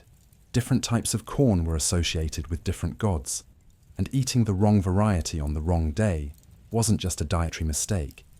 It was cosmic treason. White corn belonged to Quetzalcoatl and could only be consumed during certain festivals. Red corn was sacred to the war god and was reserved for warriors and priests. Yellow corn was associated with the sun god and required special preparation involving sacrificial blood to be spiritually safe for consumption. And that's just corn.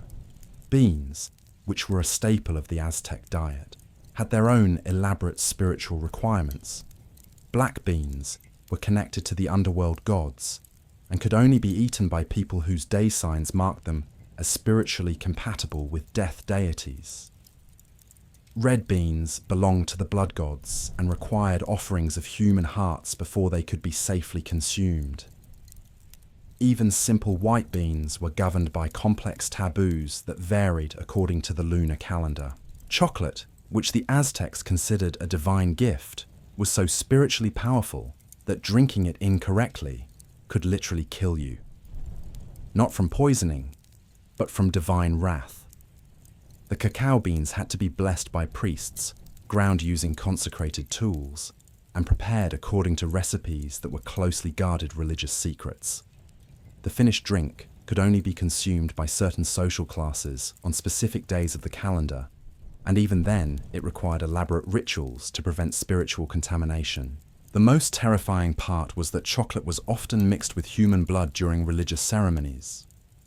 Priests would add blood from recent sacrificial victims to the chocolate, believing that this created a divine communion that allowed the drinker to share in the spiritual essence of the murdered people.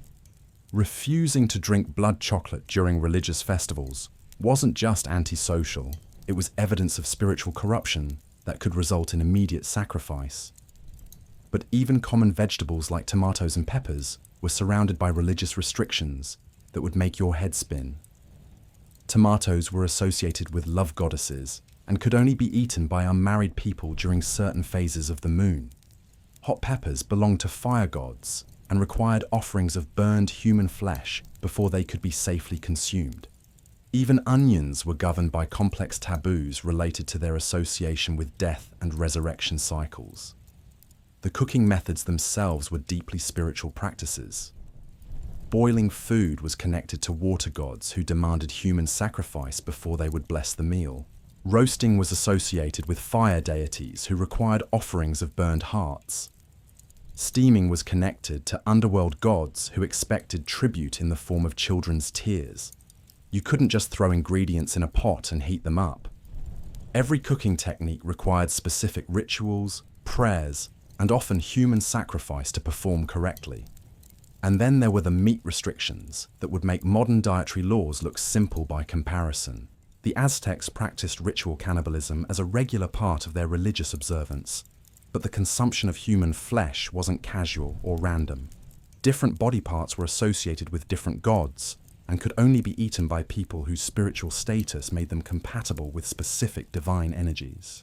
The heart was reserved for the highest priests and nobles because it contained the most concentrated spiritual power. The brain was eaten by scholars and astronomers because it was believed to transfer knowledge and wisdom. Muscle tissue was distributed to warriors because it was thought to increase physical strength and courage. Even bones were ground into powder and mixed with chocolate or cornmeal to create spiritually potent foods that could only be consumed during certain ceremonies. But here's the part that would probably break your mind completely. The human flesh wasn't just any human flesh. It had to come from sacrificial victims who had been killed in specific ways for specific gods. Warriors who died in battle had different spiritual properties than prisoners who were sacrificed in temples. Children who were drowned for the rain god had different cosmic significance than adults who were flayed for the agricultural deities. The priests maintained detailed records of every sacrificial victim, tracking their spiritual qualities, their method of death, and the appropriate uses for their various body parts. They had elaborate classification systems that determined which types of human flesh were suitable for different religious purposes, which social classes were allowed to consume specific organs, and which cosmic conditions were required for safe cannibalistic consumption. And if you think you could just avoid the human flesh and stick to regular food, you're wrong. Because refusing to participate in ritual cannibalism wasn't just a personal dietary choice. It was a rejection of the community's religious obligations that threatened everyone's spiritual safety. The gods expected humans to consume sacrificial offerings as a form of communion, and anyone who refused was seen as spiritually defective and potentially dangerous to the cosmic order. The social pressure to participate in cannibalistic feasts was enormous and constant.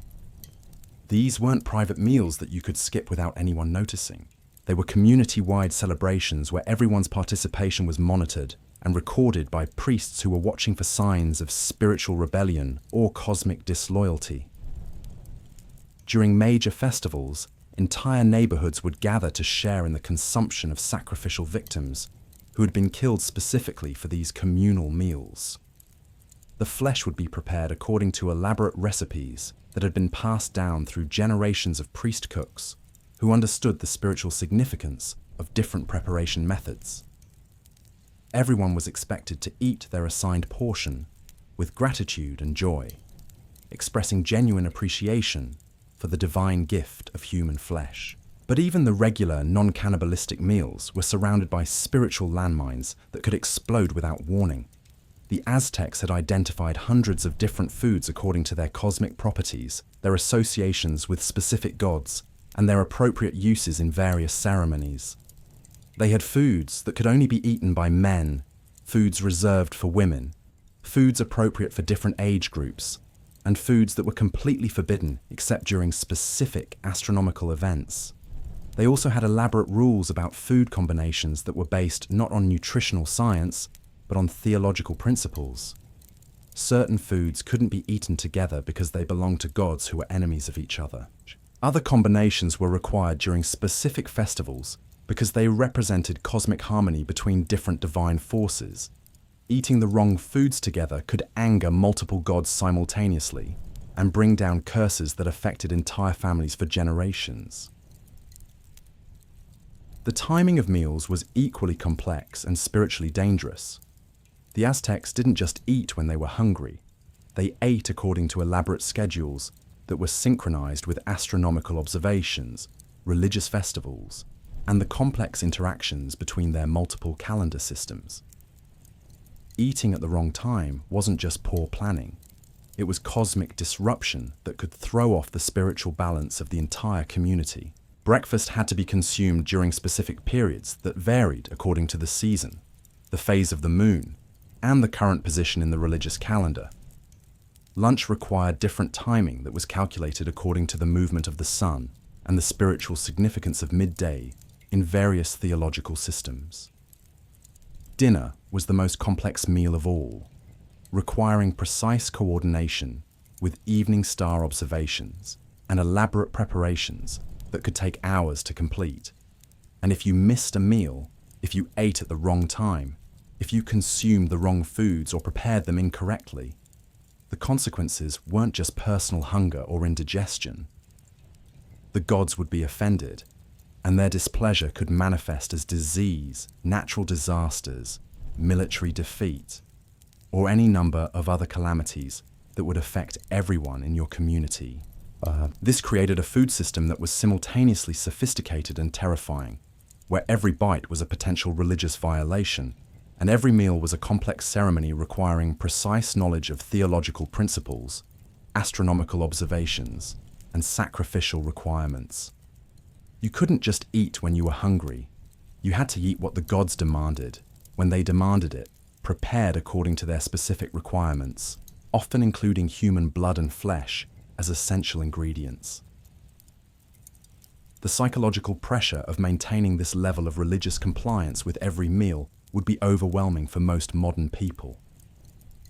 Imagine having to perform elaborate rituals before every bite of food, having to check multiple calendars before deciding what you could safely eat, having to participate in cannibalistic consumption as a regular part of your dietary routine, and having to express genuine gratitude for the privilege of eating human flesh as communion with hungry gods. And remember, this wasn't optional.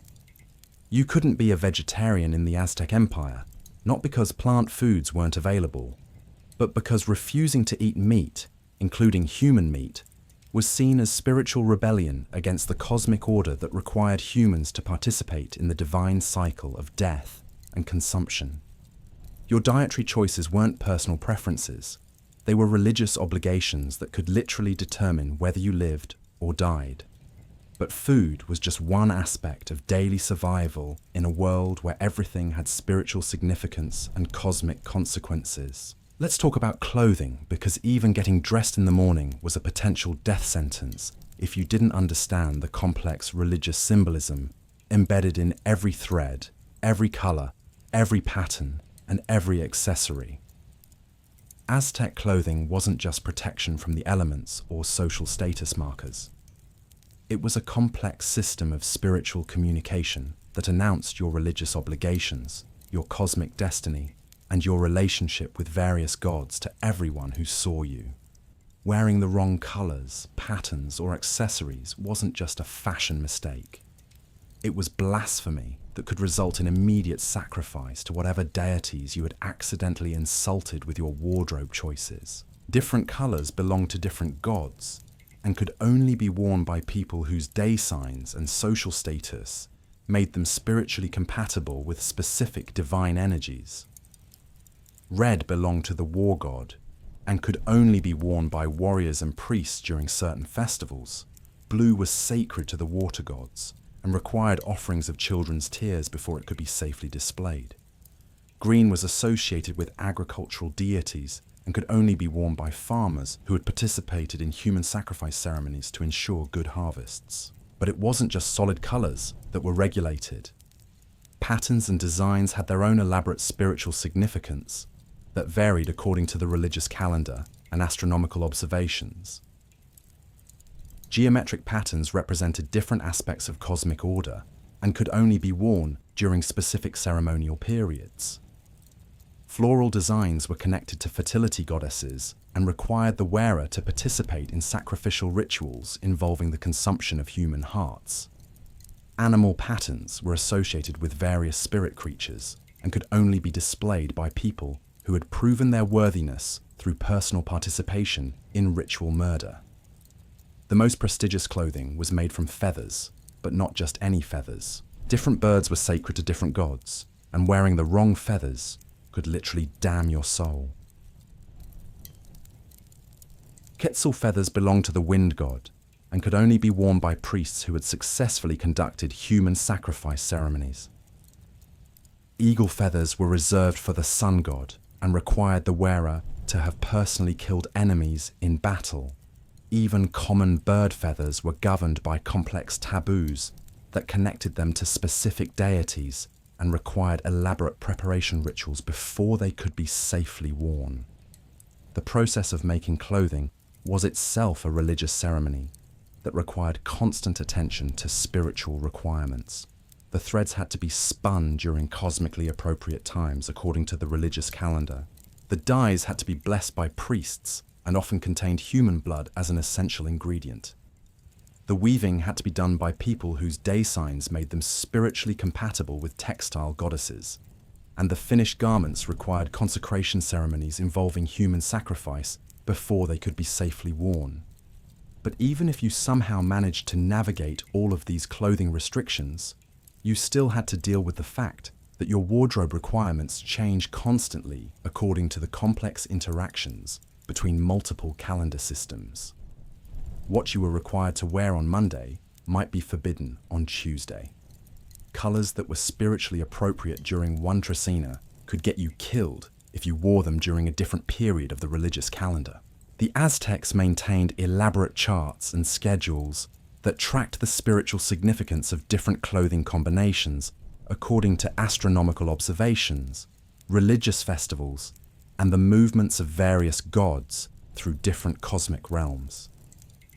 These weren't fashion guidelines, they were religious law, and violations weren't handled by fashion police. They were handled by priests with obsidian knives who saw inappropriate clothing as evidence of spiritual rebellion that threatened the cosmic order. And speaking of obsidian knives, let's talk about the tools and weapons that surrounded you every day in the Aztec Empire.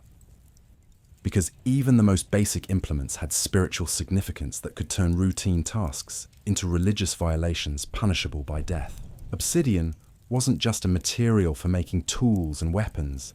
It was sacred glass created by the gods specifically for ritual purposes, and every piece of obsidian had to be blessed before it could be safely used.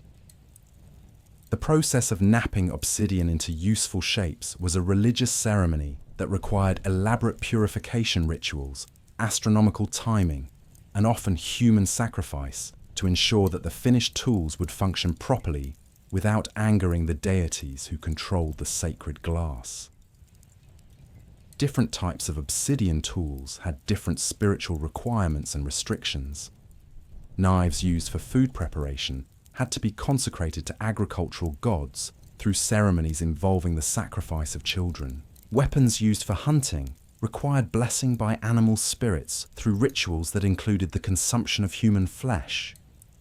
Even simple scrapers and cutting tools needed religious approval from craft deities who expected tribute in the form of human blood before they would bless the implements.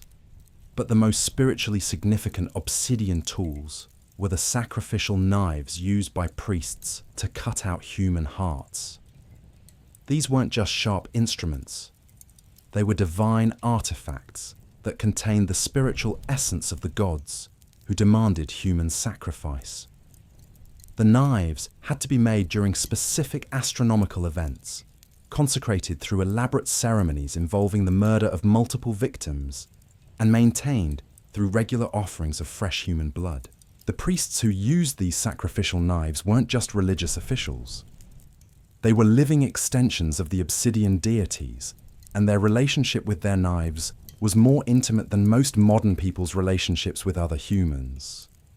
They slept with their knives, talked to them as conscious beings, fed them regular offerings of human flesh and blood, and genuinely believed that the blades contained divine consciousness that guided their hands during sacrificial ceremonies. And if you think you could avoid these spiritual complications by just not using obsidian tools, you're wrong. Because obsidian was everywhere in Aztec society, embedded in every aspect of daily life, from food preparation to warfare to religious ceremony. You couldn't function in their world without constantly interacting with sacred implements that required religious knowledge, spiritual preparation, and often participation in human sacrifice to use safely. Even the buildings around you were constructed according to elaborate spiritual requirements that made simple architecture into complex religious statements. Aztec construction wasn't just engineering. It was cosmic alignment designed to channel divine energy, maintain spiritual balance, and demonstrate proper reverence for the gods who controlled every aspect of the physical world. The orientation of buildings had to be calculated according to astronomical observations that took into account the movements of stars, planets, and various celestial deities through different cosmic realms. The materials used in construction required blessing ceremonies that often involved human sacrifice to ensure that the structures would remain spiritually stable and cosmically appropriate. Even the labor involved in construction was regulated according to religious principles that determined which workers were spiritually qualified to participate in different aspects of the building process. And all of this complexity, all of these elaborate spiritual requirements, all of these constant opportunities for cosmic treason and religious violation existed within a social system that was designed to identify and eliminate anyone who couldn't navigate the maze of theological obligations that surrounded every aspect of existence. The Aztec Empire wasn't just a brutal political system that happened to practice human sacrifice. It was a comprehensive assault on human nature itself, a civilization-scale experiment in the systematic destruction of everything that makes life worth living, disguised as the highest form of spiritual development that humanity had ever achieved. And the most terrifying part is that it worked so well that most of its victims never realized they had been destroyed. They lived their entire lives in a world of systematic horror and genuinely believed they were participating in the most beautiful, most necessary, most spiritually advanced civilization that had ever existed. That's what you would be walking into if you somehow found yourself in the Aztec Empire.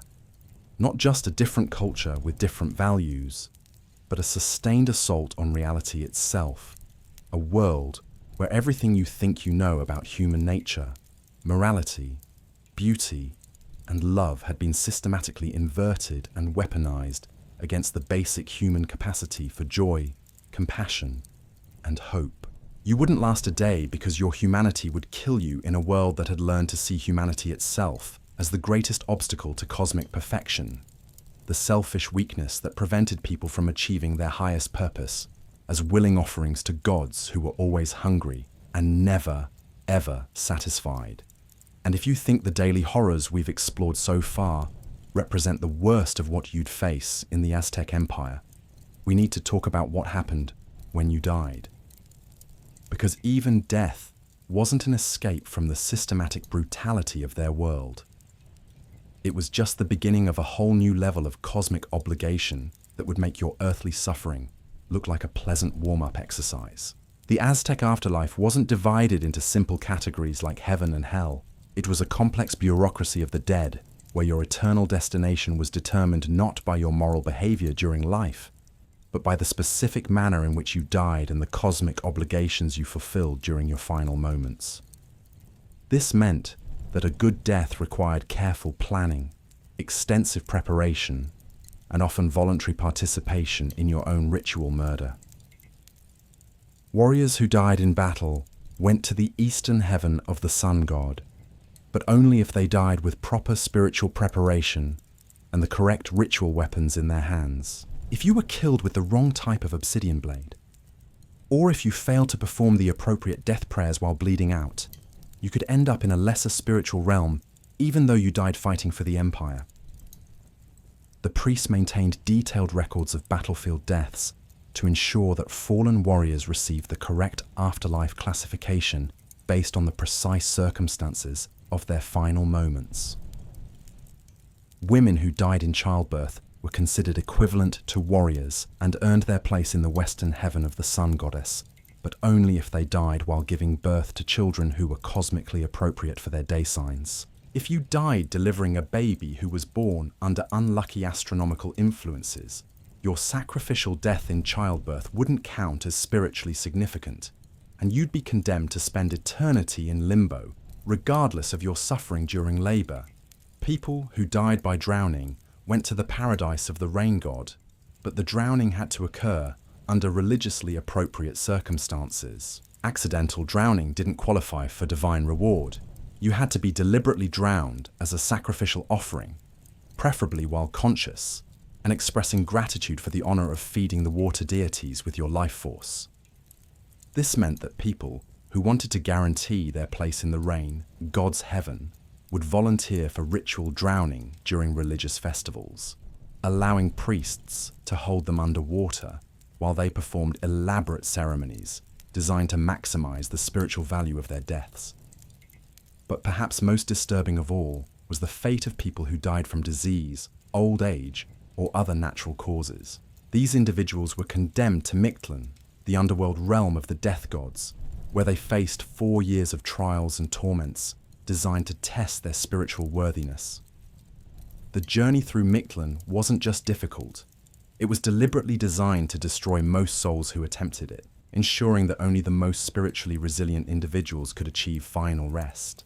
The trials included crossing rivers of blood, climbing mountains of razor-sharp obsidian, surviving attacks by giant serpents and jaguars, and enduring psychological torments that were specifically crafted to break down the individual personality and reduce souls to their essential spiritual components. Most people who died natural deaths simply ceased to exist during these trials, their spiritual essence consumed by underworld monsters or dissolved in pools of cosmic acid. The few souls who survived the 4-year journey through Mictlan didn't achieve peaceful rest.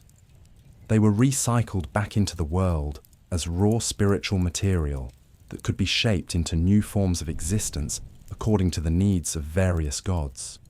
Your consciousness, your memories, your individual identity would be completely erased and replaced with whatever spiritual function the deities required at the moment of your reincarnation.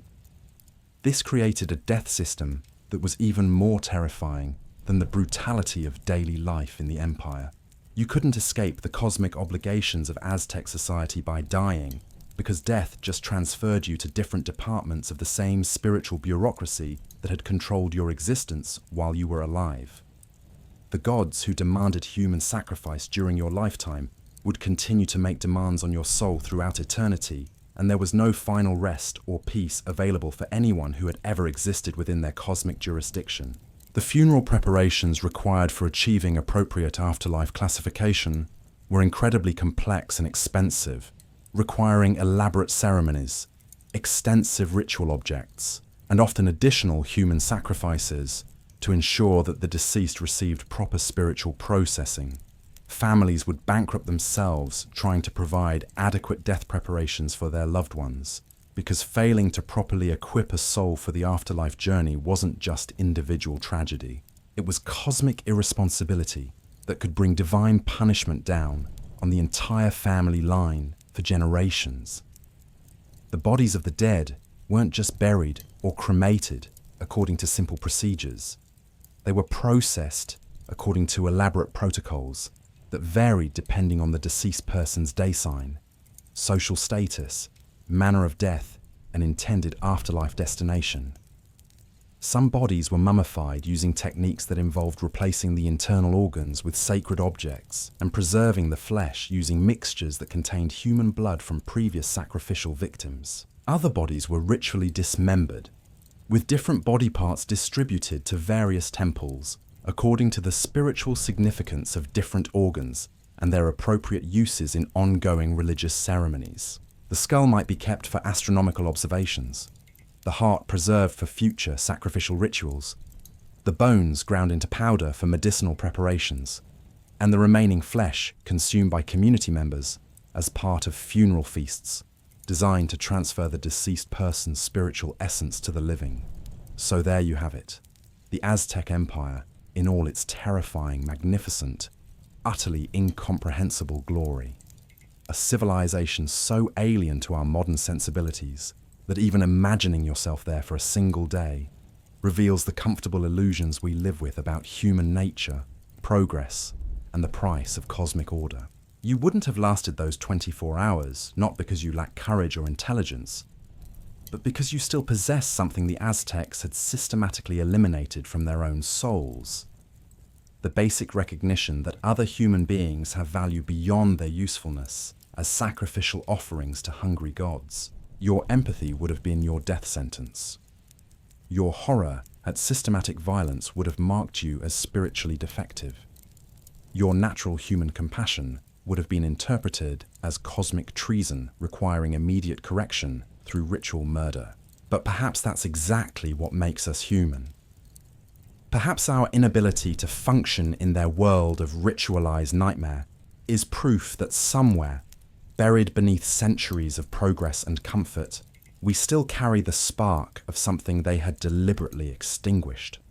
The knowledge that love doesn't require blood, that beauty doesn't demand death, and that the sun will rise tomorrow not because we fed it human hearts, but because the universe operates on principles far more mysterious and merciful than the Aztecs ever imagined. Sweet dreams, everyone. And maybe, just maybe, when you wake up tomorrow to your coffee and indoor plumbing, you'll remember that these simple comforts aren't just conveniences. They're victories over a world that once believed civilization required the systematic destruction of human dignity itself. Sleep well, knowing you live in a time when humanity, for all its flaws, has learned to build empires without altars dripping blood.